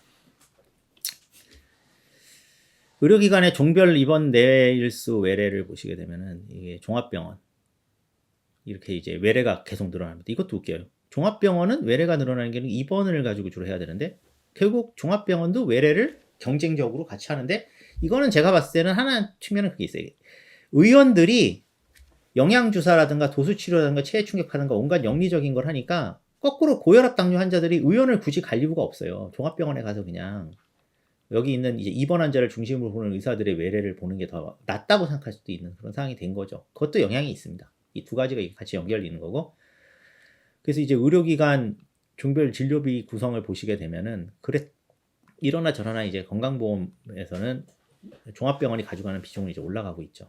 근데 이제 이 비중이 제가 봤을 때는 외래 비중이 많이 올라가는 거라고 저는 봅니다. 그러니까 건강보험 진료는 거꾸로 외래도 경증도 종합병원 가서 하는 거예요. 왜냐하면 의원에 가면 건강보험 진료를 하면은 이게 어렵거든요. 그리고 막 제가 이제 모 선생님의 와이프에게 들은 이야기인데, 애가 이제 골절일지도 몰라가지고 동네 정형외과를 갔는데 막 엑스레이를 너무 많이 찍겠다고 해서 우리 남편이 의사라고 이야기를 했더니 버럭 화를 내면서 그러면 딴 데 가라고 그랬대요. 그래서 아니 우리 남편이 의사인데 이거를 이렇게 많이 엑스레이를 찍으시는 거는 과잉인 것 같다고 이제 이야기를 했더니 그럼 네가 의사야? 뭐 이런 거지. 그리고 네 남편한테 가 그러면서 그런 의사가 있다는 걸 보고 깜짝 놀랐어요. 그래도 그동안 제가 의사들하고 사이가 좋지 않고 별로 좋아하진 않았어도 의사들끼리의 나름의 그 동업자 정신이라도 예전에는 좀 있었는데 돈을 벌든 안 벌든 이제 이런 것도 아예 없어졌구나. 어디 양아치 같이 말이지. 말도 안 되는 소리 하고 있는 거죠. 개원이 이렇게 많이 늘었는데요. 자, 개원을 그럼 어디가 많이 했느냐? 강남에 많이 했습니다. 그건 뭐 이건 유명한 이야기죠. 그럼 강남에 왜 했겠느냐? 지불 능력이 있는 사람들한테 가는 거지. 강남에. 그리고 어느 과가 많이 했느냐? 뭐 정신과, 마취과 뭐 이렇게 쭉 있는데 여기 보시면 이제 정신과가 많이 했으니까 정신질환이 아니고요. 이게 이제 보통 정신과는 예전엔 정신병원이나 이런 데 많이 있었는데요. 그냥 나와서 이제 개원해가지고 우리 오은영 선생님이 뭐 애들 이제 상담해주고 하잖아요. 그래서 이게 의료화예요. 미국에서 이런 경향이 있는데 요즘에 들어서 그렇잖아요. 우울증 있으면 정신과 상담 받는 게 맞다. 뭐 이런 식으로 아까 그 마음투자 지원 사업도 똑같죠. 그러니까 정신과 환자 군을 엄청 늘린다고 저는 생각해요. ADHD도 집중력이 떨어져? 근데 집중력이 별로 떨어지지 않는데 우리 애가 성적이 나빠. 그럼 정신과를 데려가는 거야. 성적이 나쁜 것도 정신이 이상한 거 아닐까? 뭐 이렇게 생각하는. 다 정신이 이상하고 그러면 이제 저 같은 사람도 되게 게으르거든요. 제가. 그러면 게으른 것도 이상한 게 아닐까? 그래서 정신과에 또 가야 되고. 자꾸 미루거든요. 미루는 것도 정신병이라고 최근에 논문이 나왔는데 자꾸 뭘 밀어요. 미루는 것도 그러면 또 정신과에 가야 돼. 그래서 이제 정신과가 이렇게 활성화된 거죠. 근데 이거는 아무런 도움이 안 되지, 우리 사회에. 아무 도움이 안 되는 거예요. 결론은 아무 도움이 안 된다. 예. 그리고 이제 마취통증의학과가 개원을 한다? 마취통증의학과가 하는 일이 뭐냐면 수술실에 마취해 주는 겁니다, 원래가. 근데 개원하면은 수술실을 할 건 아니잖아요? 자기 혼자 수술실을 어떻게 합니까? 외과랑 같이 해야지. 그냥 주사 놔주는 거지, 통증 주사. 이 사람들도 이렇게 많이 나왔다는 거예요. 그러면 이만큼 수술실에서 일하는 마취과 의사가 없어졌다는 이야기. 그래서 수술실에 요즘에 마취과 의사를 못 구해서 수술방을 못 여는 경우가 많아요. 흉부외과는 저희가 이제 심장이나 폐 이런 거 수술하려고 설마 의원을 개원하겠어요? 어떻게 해? 그 대학병원 아니면 못하죠. 흉부외과에서 배운 거는 4년 동안 그걸 배웠어요. 나와서는 하지정맥류를 하고 있는 거죠. 근데 이 사람 거는 이해가 되는 게 흉부외과 그럼 전문의가 나왔으면 공공병원이든 공립병원이든 아니면 그 대학병원에서 고용을 하면 되잖아요. 근데 이건 수급 계획이 맞춰져 있는 게 아니라 전공의 때는 주 80시간, 뭐 주 100시간씩 빨아먹고 전문의가 된 다음에는 나몰라라 하는 거예요. 그래서 흉부외과 안 가는 거 아닙니까? 나몰라라 하니까. 신경외과는 뭐 이것도 머리 수술하는 사람들이 개원하겠습니까? 다 허리, 척추 뭐 이거고.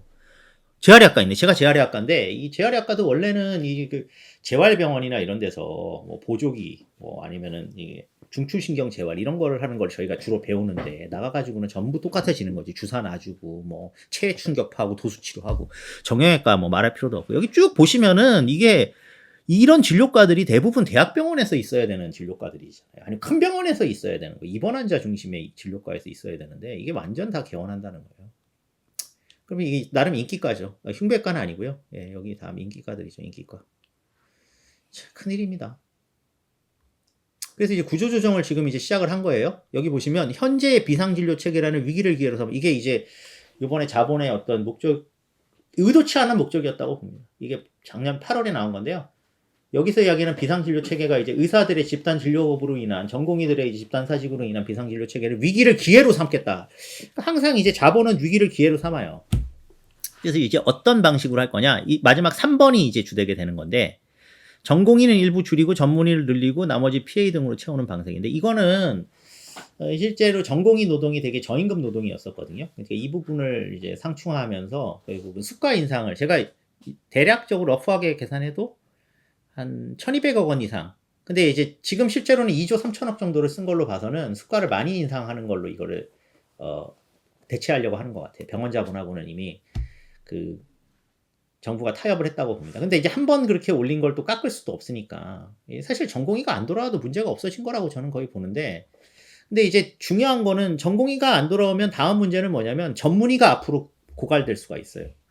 그럼 어느 순간에는 문제는 분명히 터집니다. 하지만 당장은 지금 이렇게 이제 구조조정을 하면서 메꿨고 구조조정의 동력으로 사용을 했고 이제 PA 간호사가 이제 전반적으로 늘어나는 구조가 될 거고 그러면서 갑자기 뜬금없이 또 수가를 올려주겠다고 했죠. 이것도 웃기는 거예요. 비급여 통제도 해야 되고 행위별 수가제에서 이렇게 수가 올려주면은 안 됩니다. 왜냐면 행위량을 늘릴 수 있기 때문에 이거는 안 되는 거죠. 그러니까 수가를 올려주는 걸 제가 반대하는 게 아니라 수가를 올려준다고 할 때는 당연히 혼합진료가 안 된다든가 아니면은 총액 예산제나 최소한 포괄 그 지불제 같이 비급여가 이렇게 섞이지 않는 지불 제도를 한다는 조건 하에서 이게 가능한 거예요. 그러니까 이게 뭐든지 다 똑같은데 의사 증원도 기본적인 전제 조건이 없어요. 지금 그걸 다 붕괴시키는 거예요. 이건 누가 이렇게 주장하겠습니까? 병원 자본이 좋은 거죠. 병원 자본은 꼭 먹고 안 올 거예요. 지금 대형 병원 중에 지금 돈 많이 번 병원들이 몇 군데 있어요. 이 구조조정을 빨리 시작한 병원들. 한국 의료 공급의 모순점은 뭐 한번 보시고요. 그래서 이제 공공 공급을 배제한 편법은 사실 이제 실패를 거듭한 거 아닙니까? 한국에서 시장 실패를 한국만 이길 수 있다는 게 이제 망상이라고 저는 생각을 하고요. 그리고 공적 공급이 없다면 이제 자영업자가 된 의사들을 복귀시킬 방법은 없습니다. 그러니까 무슨 이야기냐? 결국 의사를 늘리는 이런 거는 지금 비본질적인 문제가 됐고 핵심적인 거는 이제 공공의료를 늘리는 거 외에는 방법이 없다. 이거는 계속. 그래서 이제 해외 사례를 말씀드리는 거는 그럼 이렇게 개판 치는 나라가 이게 한국밖에 없겠느냐? 아니죠. 칠레가 이제 신자유주의의 이제 테스트 필드 뭐 이렇게 됐던 거 아닙니까? 옛날에 뭐 피노체트가 미국 CIA 사주를 받아가지고 아엔데 정권을 박살을 낸 다음에 쿠데타로 뭐 2, 3만 명을 타겟으로 죽인 것만 악행이 아니고 원래 이제 아엔데가 의사 출신이라서 뭐 그런 거를 한 건지는 모르겠으나 아무튼 아엔데가 민중정부였으니까 좌파 정부였기 때문에 전국민 강제가입과 국가건강보장 체제를 당연히 도입을 했어요. 아엔데 정권 시절에. 유명한 이 당시에도 의사들이 엄청나게 저항했습니다. 이 의사들이 사실 피노체트 지지했거든요. 이 똑같아요. 근데 이제 다만 한국은 이제 피노체트가 되고 싶었던 윤석열이 이제 엉성한 셀프 쿠데타를 실패했다는 게 이제 불행 중 다행이죠. 그리고 의사들을 이 구급파의 화신으로 이제 변신한 윤석열이가 먼저 쳤다는 거. 그래서 이제 의사들이 구급파 집회에 안 나가게 됐다는 거. 뭐 이런 게 이제 약간 다른 점이고요. 이게 참 귀한데. 근데 이제 중요한 건 어쨌든 얘네가 뭐를 했냐면은 이때 이제 그 미국 보험 자본의 로비를 받아가지고 피노체트도 뭐 아는 게 별로 없는 군인 출신의 그냥 CIA 사주를 받고 뭐 칠레의 이제 거대 지주들이나 자본가들 그 의사들의 이제 그 수호자로서 이제 집권한 거잖아요. 집권을 한 건 아니고 이제 쿠데타를 일으켜서 어쨌든 이 권위주의 통치를 한 건데 그때 이제 이거를 만듭니다. 이사프레스라고 하는 거를. 그래서 이제 부자들은 이 보험료도 내지 마. 해가지고 이제 이걸 만든 거예요. 가지고 이걸 만들어가지고는 이제 엉망진창을 만들어놨죠. 가지고 사적 의료비 비중이 이렇게 높은 나라가 되면서 그래서 이제 2022년인가 3년에 이제 칠레에 그 되게 젊은 포퓰리스트 좌파가 대통령이 됐는데 첫 번째 공약이 이 문제를 해결하겠다. 그러니까 국가 건강 보장 체계를 원상복귀시키겠다 했는데 제가 최근까지 확인해 봤는데 실패했어요. 못해. 금융자본이랑 이 부르주아들의 저항이 너무 커가지고요. 못합니다. 칠레 이제 그림을 보면 항상 이렇게 돼 있어요. 칠레는 퍼블릭이 있고 프라이빗이 있다. 이렇게 해가지고 두 개. 그래서 이렇게 포나사, 이사프레스가 있다. 이사프레스는 여기 6개의 민영보험사가 이제 이거를 서비스를 제공하거든요. 부자들한테 17% 상위. 옛날에 이게 35%까지 됐는데 여기도 불평등이 심하니까 이제 대부분 사람들이 그래도 공보험으로 넘어갈래. 보험료 너무 비싸 이랬는데 이제 상위 17% 부자들, 상위 17% 부자들도 엄청난 겁니다. 한국에서 상위 17% 부자들이 뭐 강남에 사는 사람은 다 여기 들어갈 텐데 얘네들은 이제 요걸 하는 건데요. 여기 6개가 다 이 배우는 다 미국에 있는 민영보험사 자본입니다. 이거는 이미 다 칠레 자본의 영향을 받고 있지 않아요. 그래서 이제 이것도 미국과의 관계가 또 걸려 있습니다. 미국은 아시다시피 지금 현재 이제 민영보험 중심의 시스템으로 제3자 채권 출심 항목별 비중을 보시면은 의료가 56.9%예요. 그러니까 우리나라는 그래도 뭐 은행, 금융, 뭐 이런 게 뭐 임대, 리스 이런 게 채권 출심 먼저 많지 않을까요? 근데 의료가 56.9%가 뭐냐면 민영보험사에 돈을 못 갚아가지고 채권 출심이 돼요. 여기 그 곰돌이는 제가 왜 넣느냐 이렇게 생각할 텐데 이게 이제 커프버디라고 이게 기침을 하면은 이제 이 곰을 줘요. 그럼 이제 15만 원인가를 태어날 때 내셔야 돼요. 근데 그냥 내게 돼요. 청구가 됩니다. 기침을 하면 이제 곰을 잡고 기침을 이렇게 하면 기침이 좀 덜 나온다고 곰을 줍니다. 네. 그리고 여기 보시면 이제 놀라운 게 이제 뭐 미국 이야기는 그냥 에피소드로 다 아시지만 한 번 더 하는 건데 브리프 이모셔널 이게 뭐냐면은 비에몬트가 뭐냐면 40불을 받았는데 너무 이제 힘들어서 막 우니까 울었다고 이제 40불 한 거예요. 이제 감정 치료했다. 환자가 울었으니까. 환자가 울었어. 내가 감정 치료 40불. 놀랍죠. 그냥 방문하면 350불. 이거는 아십니까? 최근에 유나이티드 헬스케어 CEO를 이제 여기 루이지 만지오네가 이제 맨하탄까지 가가지고 죽였는데, 그리고 이제 지금 뭐 영웅칭호를 든니 많이 하는데, 아무튼 이 유나이티드 헬스케어가 포브스지의 상위 기업을 보시면은 절대적인 그 10위 정도까지 올라가는 엄청난 기업입니다. 유나이티드 헬스케어. 얘네가 이제 약도매상이랑 이런 거 연결해가지고 미국에서 엄청나게 확장한 민영보험사인데요. 이걸 보시면 얘네들은 이제 그 지급거절을 많이 하거든요. 미국 민영보험의 특징이 지급거절. 우리나라에서는 상상도 못하죠. 이제 이 카이저 버먼트가 제일 비싼 보험 판매하는 거. 이건 부자들 아니면 거의 가입 못합니다. 카이저 가입하는 거는 제가 알기로는 뭐 연봉 한 5억 달러 이상? 그러니까 엄청 부자여야 돼요. 제가 알기로는. 그러니까 만약에 그 임금 노동자라고 치면 거의 뭐 구글이나 뭐 애플 같은 데서 거의 그런, 아니면 이제 부자들이 가입하는 거. 이 유나이티드 헬스케어는 이제 대체로 많이 가입하는데 지급 거절률이 32%예요. 그러니까 3건 중에 하나는 거절해요. 거절당한 거예요, 이 사람이. 거절당해가지고 빡쳐가지고 이제 총사 죽인 거예요. 그냥 거절당하면서 그 엄청난 의료비가 곧장 이 사람한테 아까 앞에 본 채권 추심으로 떨어진 거예요. 그래서 거지가 된 거죠. 그래서 이게 젊은데 빡친 거지. 아무튼 그렇게 된 거고, 얘네들이 하는 행태가 뭐냐면은 이렇게 청구를 많이 때려요. 미국 병원은. 청구를 많이 때리고 협상을 해. 협상을 해서 지금 여기 보시면 스페로 병원 응급처치가 7,100불을 청구했잖아요. 근데 이후에 협상 할인해서 6,000불을 깎아줬어.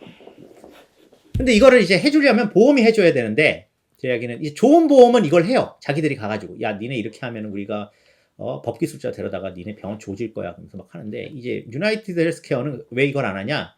자기들은 이런 병원들의 약을 집어넣는 도매상을 크게 하고 있어요. 너희는 우리랑 약 계약을 하고 있네? 그래, 협상 안 할게. 그냥 우리가 거절할게. 이런 게 되는 거예요. 미국 의료 시스템 이야기를 제가 왜 해드리냐면, 한국에서 아까 이야기한 닥터나우나 이런 애들이 다 그렇게 연계해가지고 어느 순간 되면 이 개판을 칠 거라고 저는 이제 생각을 합니다. 빨리 다 정리해야 된다고 생각해요. 미국이 뭐 유럽 국가들과 왜 다른 경로 갖게 됐는가는 뭐 한번 보시고요. 다 이건 선생님들이 더 잘 아신 내용이니까 뭐 제가 노동조합이 진보정당이 없고 뭐 등등등 뭐 있지만, 이건 뭐 미국이라는 나라는 왜 이렇게 됐느냐 뭐 이야기는. 자, 의료 서비스에서 시장 실패는 상식이죠. 그래가지고 이제 저희가 뭐 병원 독점, 뭐 기술 이전, 뭐 약품 담합, 뭐 의료 공급자의 이런 거 이제 해결하는 건데, 최종적인 대안은 이거 제가 쓴 게 아니고 이거 그 무슨 보건 교과서 같은 데 나오는 거. 최종 대안은 계획적으로 공공병상 공급하고 1차 의료 체계를 갖춰야 되고 공적 공급하고 공공의사 양성해야 되고. 대안은 공공 공급밖에 없어요. 사실 어느 그 보고서에도 의료 서비스에서의 시장 실패는 공공 공급으로 해결해야 되지 무슨 수가를 올려주니 무슨 뭐 의사 수를 늘리니 그런 이야기 나오는데 아무데도 없습니다. 아무데도 없는 거를 한국만 지금 하겠다는 거예요. 그리고 뭐 디지털라이제이션 해가지고 뭐 이상한 혁신 의료기기 무슨 뭐 수면 앱을 뭐 건강보험을 해주면 된다느니 뭐 아니면은 뭐 비대면 진료 앱을 무슨 활성화한다든지 무슨 말도 안 되는 소리를 하는 건지 뭐 그래서 이제 이게 저는 상식인데 안 되는 거고 윤석열 정부 이제 3년간 이제 이렇게 개판을 쳤고요. 근데 윤석열이 파면된 현 상황에서 사실은 그래서 윤석열표 보건의료 정책 전면 철회시켜야 되는데 이게 이제 저희 뭐 보건의료 시민단체나 이런 데서도 이게 형성이 잘 안 돼요. 왜냐면 아직도 이 약간 의사 수를 늘리는 거는 개혁이 아니야? 뭐 경실련으로 대표되는 이제 이런 실용주의자들 아직까지 있고 그리고 뭐 의사들의 기득권이 너무 강하니까 뭐 이번에 타협할 수 없잖아. 의사들의 기득권은 사실은 비본질적인 이야기라고 저는 생각하고요. 자본의 종속 변수인데 이거를 이렇게 그 메인 그걸로 해서 너무 지금 소모적인 그 개혁 방안 자체를 형성하거나 토론이 잘 안 되고 있고 그래서 이제 시장 의료 전반을 어쨌든 공공의료랑 공보험 중심으로 전환하는 게 저희한테 이제 목적이 돼야 된다고 저는 생각합니다. 그래서 그거를 위해서 저희가 이제 책을 이거를 다시 한번 냈는데 이 책이 이제 뭐 그런 디테일한 내용이 또 담겨 있지는 않고요. 이게 또 좀 타이밍이 약간 틀려가지고 그래서 이렇게 공공의료 중심으로 가야 된다고 생각을 합니다.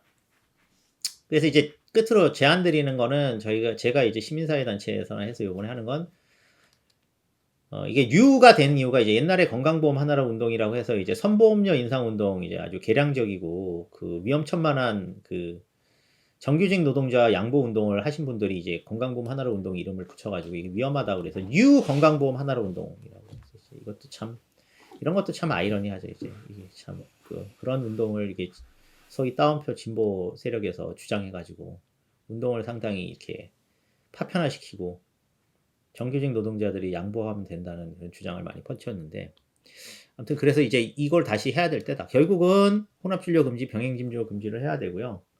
국고지원 확대랑 사회목적세 등의 사실은 이제 부자랑 기업이 돈을 더 많이 내서 건강보험을 하나로 다 해야 된다. 이거는 뭐 당연히 저희 기본적인 전략입니다. 그리고 이제 이것보다 조금 선명하게는 뭐 무상의료 같은 전략들이 있긴 한데 그것도 결국은 이 이야기입니다. 근데 이제 무상의료 이야기 타이밍이 그러니까 이제 건강보험으로 다 하자. 이게 이제 핵심적인 거라고 보고요. 첫 번째고 두 번째는 이제 공공의료로 다 하자.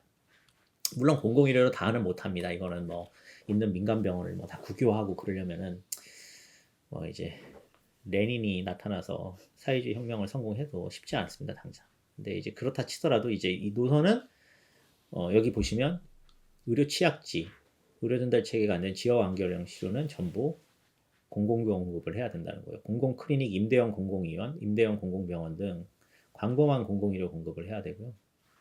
그러려면 이제 공공의료 기금 같은 이제 그 재정도 있어야 되고 지방 보건의료 교부금도 임으로 늘려야 될 것이고 그리고 이제 공공의대 지역의사제 뭐 이런 것들을 해야 된다고 생각합니다. 끝으로는 뭐 의료민영화 반대는 아까 제가 얘기한 그런 쓰레기들을 다 없애야 된다고 저는 생각하고요. 예, 다시 한번 책 광고를 드리고 마치겠습니다. 감사합니다. 예, 1시간에 했나? 시간. 이런 제가 이제 혹시 예, 1시간 반 했는데요. 이 의료 정책 하다가 사람 배려겠습니다. 사람 심이 가려지고. 일단 어떻게 10분만 쉬고 할까요? 어떻게 계속 갈까요? 저는 상관없습니다. 예. 네. 그냥 계속 하시죠. 일단, 뭐. 네?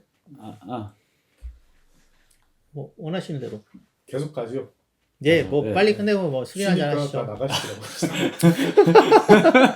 어차피 뭐. 예, 그러면 이거 내리고 그냥 그냥 네.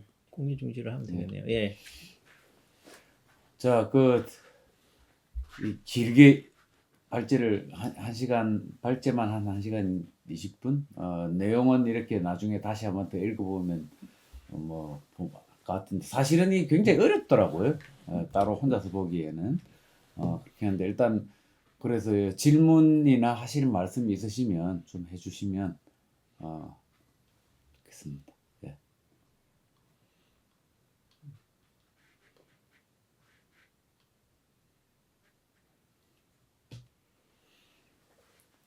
강봉진입니다. 예. 예, 선생님. 아까 그 강연 시작하기 전에 잠깐 얘기 나누면서 나온 얘기인데 1년 그러니까 원공이들이 이제 의대중은 반대하면서 파업이면 파업이고 직장 이탈이면 이탈인데 집단적으로 90% 이상이 한 거잖아요. 예. 이렇게 아마 한 집단에서 1년 동안 길게 이런 식의 그 행동을 보여준 건 아마 처음이라고 생각되는데, 그럼에도 불구하고 사회적으로도 그렇고 정치적으로도 그렇고 아까 했듯이 관심이 없는 것 같다. 민주당도 관심이 없고 국민은 더 그렇고, 사실 일반 국민들도 한 1년 지나니까 다들 무감각해진 것 같아요. 누구는 이런 걸 이제 새로운 유노멀이다 이렇게 얘기하던데,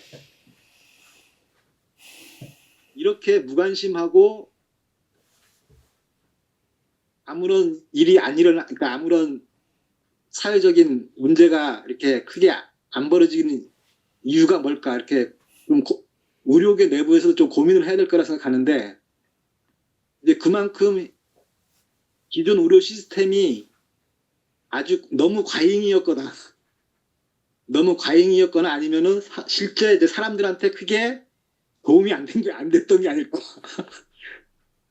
그러다 보니까 이제 1년 동안 이렇게 사태가 이끌어져 오면에도 불구하고 정치권 그렇게 사람들 민심에 민감한 정치권도 무관심한 뭐 이런 현재의 상황이 이렇게 나오는 걸 보는데, 왜 그럴까에 대해서 좀 근본적으로 왜 그런지에 대해서 생각해 보신 게 있는지 질문을 던지고 싶습니다. 아니 뭐 강동신 선생님께서 답을 더 주신 것 같아요. 그러니까 일단 과잉이었다는 거고요. 공급 과잉이었다는 거고. 그리고 이제 공급이 부족했던 지역은 전공이랑 상관이 없는 지역입니다. 그러니까 주로 이제 지역에 뭐 저희가 뭐 이번에 산불난 의성 이런 데는 진짜 뭐 접근성 엄청 떨어진데, 어차피 그거는 지금 이 문제랑 관련이 없어요. 거기 전공의가 뭐 경북대병원에 전공의가 나갔다고 의성에서 뭐 경북대병원까지 가는 시간이 달라지는 건 아니니까. 주로 이제 수도권이나 이런 데서 이제 지금 타격이 큰 건데요. 암 환자 이런 사람들이 이제 타격이 큰 건데요. 첫 번째는 과잉이었다는 거고요. 두 번째는 어쨌든 또 뭐 한국 사회가 의료 문제에 대해서는 아직까지는 이게 과잉이다 보니까 주요 이제 그 재생산 관련돼서 이제 연관되어 있는 사람들은 크게 이제 지금 영향을 안 받고 있는 걸로 보이고, 그리고 그 사람들이 의사 증언에 관심이 있었던 거는, 한 축은 의사가 늘어나고 뭐 이런 것들에 대한 일반론적인 지지도 있겠지만은, 주로 저는 학령기 학생을 두고 있는 그 교육 부분에서 이거를 훨씬 더 강하게 지지했다고 생각을 해요. 그러니까 그 사람들은 지금 이 문제의 본질은 그게 아닌 거죠. 이게 뭐 전공의가 있고 없고 이게 아니라, 지금 발등에 불 떨어진 건 사실 뭐냐면은, 정부가 의대생이 복귀를 하면, 뭐 의대생이 먼저 복귀하라고 한 것도 좀 저는 넌센스라고 보는데, 그것도 이상한 압박이라고 보고, 억압이고. 왜냐하면 전공의가 돌아오면 의대생은 돌아오는 건데, 이제 엄한 진짜 학생들 괴롭히는 거죠. 근데 이제 그걸 떠나서 이제 그렇게 했을 경우에 2,000명 증원이 없던 걸로 하겠다고 3월 초에 이야기를 하지 않았습니까? 근데 이제 그 여파가 어디로 가냐면은, 그렇게 되면 이제 올해 입학 그 학령기 연령, 그러니까 고3 혹은 이제 재수생, 삼수생, 이 여기가 지금 엄청 난리가 납니다, 사실.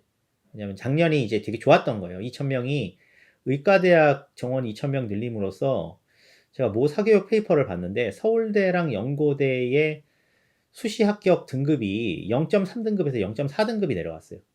그러니까 2,000명이 위에 있어. 지금 학령기 연령이 옛날처럼 막 저희 여기 지금 뭐 선배님들이나 뭐 이럴 때처럼 막 100만 명 있고 이런 시절이 아니고, 지금 수능 40만 명 정도 보고 실제로 이제 임의 있는 숫자는 한 30만 명 정도로 보면 되는데, 수능이. 그러니까 뭐 3,000명이라는 숫자가 사실은 그 1%거든요.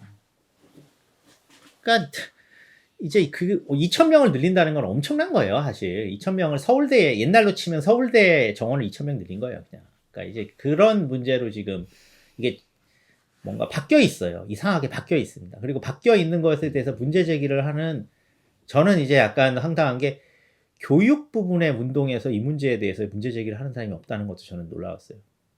왜냐하면 교육이 지금 사교육 시장이 그럼 얼마나 팽창하는 건데 당연히 공교육 운동을 하거나 이런 사람들이 2,000명 증원안을 찬성하더라도 2,000명을 전부 다 국가 장학생으로 지역이사를 선발해야 된다든지 안 그러면 우리는 이거는 교육이 박살나는 거라고 생각한다든지 이런 주장을 했어야 되는데 아무도 그런 주장을 안 하시더라고요. 그래서 아예 교육은 이제 운동 자체가 이제 완전히 붕괴했구나라는 거를 저는 사실 교육 운동 하시는 분들한테 죄송합니다. 이거 지금 들으면은 막 쟤는 뭐 보건의료 운동도 망했는데 뭐 교육 운동까지 뭐 거론하면서 그러니까 뭐 사교육 없는 뭐 어쩌고 운동 뭐 다 망했다고 저는 보는 거죠. 왜냐하면 여기에서 영향력이 하나도 없다는 거고 교육 부분이야말로 뭐 최근에 뭐 강남 아줌마 뭐 이제 패러디 영상도 나오고 하는 걸로 봤을 때는 이제는 걷잡을 수 없는 상황이 됐는데 아무튼 그런 상황이다 보니까 문제 해결에 대해서 별로 관심이 없고 제일 관심이 있는 거는 내년에 입학 정원만 관심이 있는 거예요. 만약에 이 입학 정원이 확정이 되면 또 다른 국면이 저는 접어들 수 있다고 보여요. 그리고 다음 정부에서는 저는 못할 거라고 생각하고요. 그래서 쉽게 이거를 특히나 의사협회에서 이야기하는 가장 큰 그 이야기가 뭐, 야, 이제 지금 7,500명이 1학년 교육해야 되니까 내년에는 뭐 입학생을 뽑지를 말자는 줄이라는 그거는 절대 아무도 받아들일 수가 없는 자본이 절대 받을 수 없는 안을 이야기하고 있고 그러니까 결론을 말씀드리면 아직까지는 드러나는 문제가 크지 않다고 생각하는 거고요. 누적된 전문의나 의사가 배출이 안 돼서 병원 자본이 강력한 압박을 하면 아마 이 문제를 해결하려고 누군가가 들어설 거고 제가 작년에 약간 잘못 착각했던 건 병원 자본이 2, 3, 4월에 분명히 빅5 병원이 정부를 압박해서 이 문제를 해결하라고 할 줄 알았는데 병원 자본은 나서지 않고 의과대학 교수들만 자기네들이 그 어떤 교육제도나 그 질서, 그 교육 그 체인 돌아가는 게 안 되니까 문제 제기를 하는 거였던 거고요. 그리고 끝으로 최근에 이제 이 학생들 복귀나 이런 거에 관심을 가지고 발언을 하는 의대 교수들이 있잖아요. 근데 그 의대 교수님들이 진료과를 보면 내과, 소아과 뭐 이렇습니다. 뭐 그분들이 왜 이야기를 하느냐? 거기는 전공의가 안 돌아옵니다. 이미 이제 거기 그 부분은 이미 작년에 이제 사직을 하고 끝났거든요. 그러니까 그 교수님들은 이제 사실 자기 교실에 제자가 없어요. 그러니까 그리고 이 썩을 인간들하고 이제 같이 살 생각을 하니까 가슴이 답답한 거죠. 근데 학생들마저 얘네들이 수업을 못 듣게 하니까 얼마나 분노하셨겠어요. 그래서 이제 먼저 나섰다고 보고 이제 그 진료과들의 어떤 누적된 앞으로의 데미지와 한국의 의료 시스템에서의 이제 이 불균형의 문제점이 이제 드러나는 시점이 되면은 다른 국면으로 가겠지만 당장은 아니다 이렇게 생각하는 거죠. 조금 전에 노재현 선생님 그 질문 하시려고 손 드신 것 같은데. 예. 네, 아까 말씀이 끝나가는 줄 알고 손을 올렸다가 내렸고요. 네, 왜 이렇게 삶과 밀접한데 왜 잘 몰랐을까? 저는 오늘 이야기가 잘 모르고 어려웠는데 의료 담론이 네, 거리감을 주는 어려운 용어들과 복잡성으로 그러지 않았나라는 생각이 들고요. 공공의료를 얘기하려면 이게 뭔가 결국 사회의 연대성에 기초해서 이렇게 제도가 세워져야 되지 않나라는 생각을 하는데요. 제가 지금 현재 호주에 살고 있는데, 제가 주변에, 보통은 의료 때문에 한국에 돌아가고 싶다는 말씀을 많이 하세요. 근데 되게 크게 아프셨던 분들은 이렇게 뭔가 공공의료 안에서 암도 치료받고 하는 걸 보시면서 내가 낸 세금이 아깝지 않았다 이런 얘기들 하시거든요. 그러니까 복지든 의료든 이게 나도 그러니까 우리나라처럼 이렇게 되게 이중화되어 있는 게 아니라 조금 더 혜택을 받는 층이 많다고 하면 좀 더 내가 이거에 또 기여해야 된다라는 의식도 좀 더 생기지 않을까라는 생각이 들었고요. 제가 질문을 드리고 싶은 부분은 그러니까 저는 개인적으로 연대나 인권 이쪽에 관심이 많은 사람인데요. 특히 국제 세팅에서요. 그러니까 지금 우리나라 문제도 많이 충분히 복잡하긴 한데 지금 얘기해 주신 뭐 의료 기술이나 기기 이런 것들은 정말 소극적 자본들이잖아요. 그리고 우리나라도 이제 이런 바이오헬스 산업에서 너무 이제 하려고 막 이렇게 하고 있는데, 그러니까 이게 국제 보건 안에서의 공공성을 높이는 방안 내지는 한국이 그 안에서 어떤 역할을 혹시나 할 수가 있을지 궁금하다는 생각이 좀 들었습니다. 예, 제가 아까도 막 중원부원에서 죄송한데, 뭐, 끝부분에 국제보건 관련해서는 저는 뭐, 한국은, 이제, 미국하고 거의 뭐, 템포를 맞출 정도로 무료 시장화가 진행된 국가고, 바이오헬스 산업화도 이제 미국의 초국적 자본들하고 같이 하려고 해서, 윤석열 정부 때 만든 몇 가지 계획이 뭐냐면, 보스턴 코리아 프로젝트라는 걸 또 했는데, 그것도 돈을 많이 R&D 자금을 그렇게 삭감하면서도 보스턴 코리아 프로젝트에 거의 한 6, 700억을 배정했거든요. 근데 그 내용이 뭐냐면은 이제 보스턴에 있는 MIT나 하버드 의대 같은, 일단 하버드 대학을 되게 좋아하잖아요. 한국 사람들이 서울대 옛날에 좋아해서 그런 건지. 그래서 하버드 의대랑 MIT와 그 한국에 있는 병원이 이렇게 조인을 하는데, 중요한 건 이제 한국 사람들의 개인 건강 데이터를, 그것도 왜 그런지 모르겠는데, 이제 그 AI 프로그램이나 뭐 이런 건강 데이터 프로그램이 좀 낫다는 데 가서 돌려가지고 신약 후보 물질이나 뭐 아니면은 AI 진단기기 같은 거를 만들면 거기에 지분을 얼마 우리가 받는 조건으로 하는 뭐 이런 기괴하고 개기스러운 약간 좀, 그리고 그 프로젝트의 이제 그 공식 명칭이 아르파 H라고 해서, 이제 미국에서 옛날에 그 인터넷이나 이런 거 펜타곤에서 만들 때 했던 그 아르파 프로젝트를 따라서 아르파 H로 이제 아르파 헬스인데, 그거는 이제 중국이 건강 데이터나 이런 것들이 이제 나가니까 미국에서 대중국 전략으로 가는 건데, 그것을 또 같이 K 아르파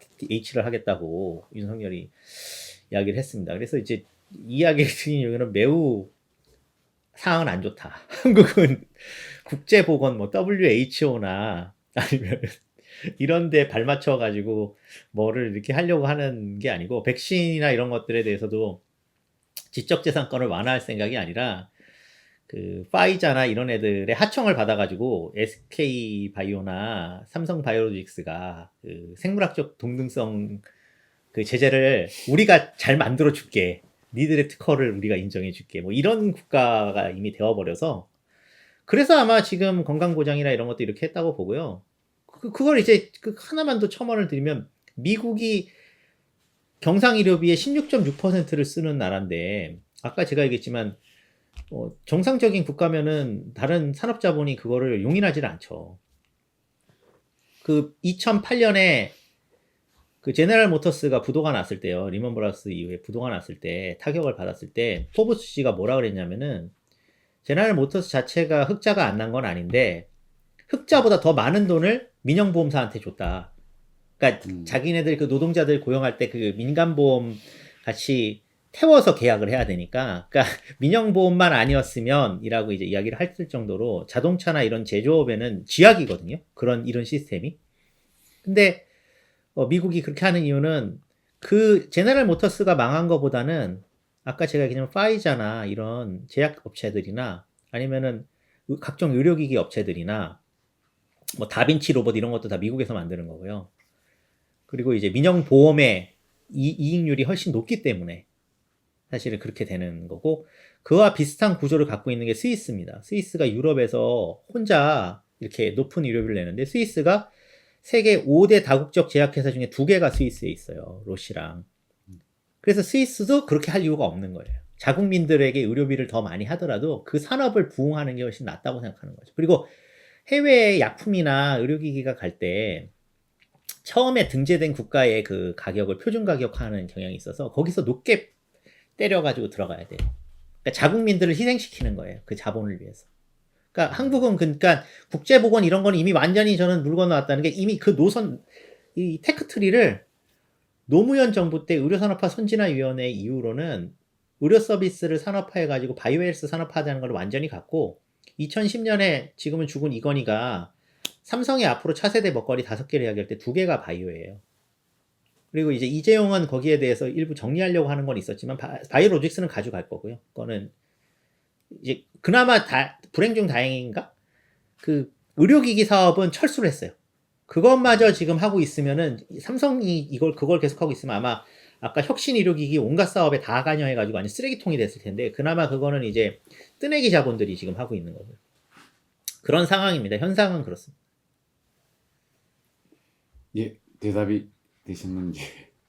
아주 안 좋은 이야기. 제가 이제 이런 패배주의적 이야기 많이 해서 패배주의적이다, 뭐 시니컬하다, 뭐 이런 비판을 많이 듣는데 뭐 어쩔 수 없습니다. 현실이 그래서요. 아까 말씀하신 대로 실제로 이게 사회 연대적인 수준에서 대응을 해야 된다는 이 각자 이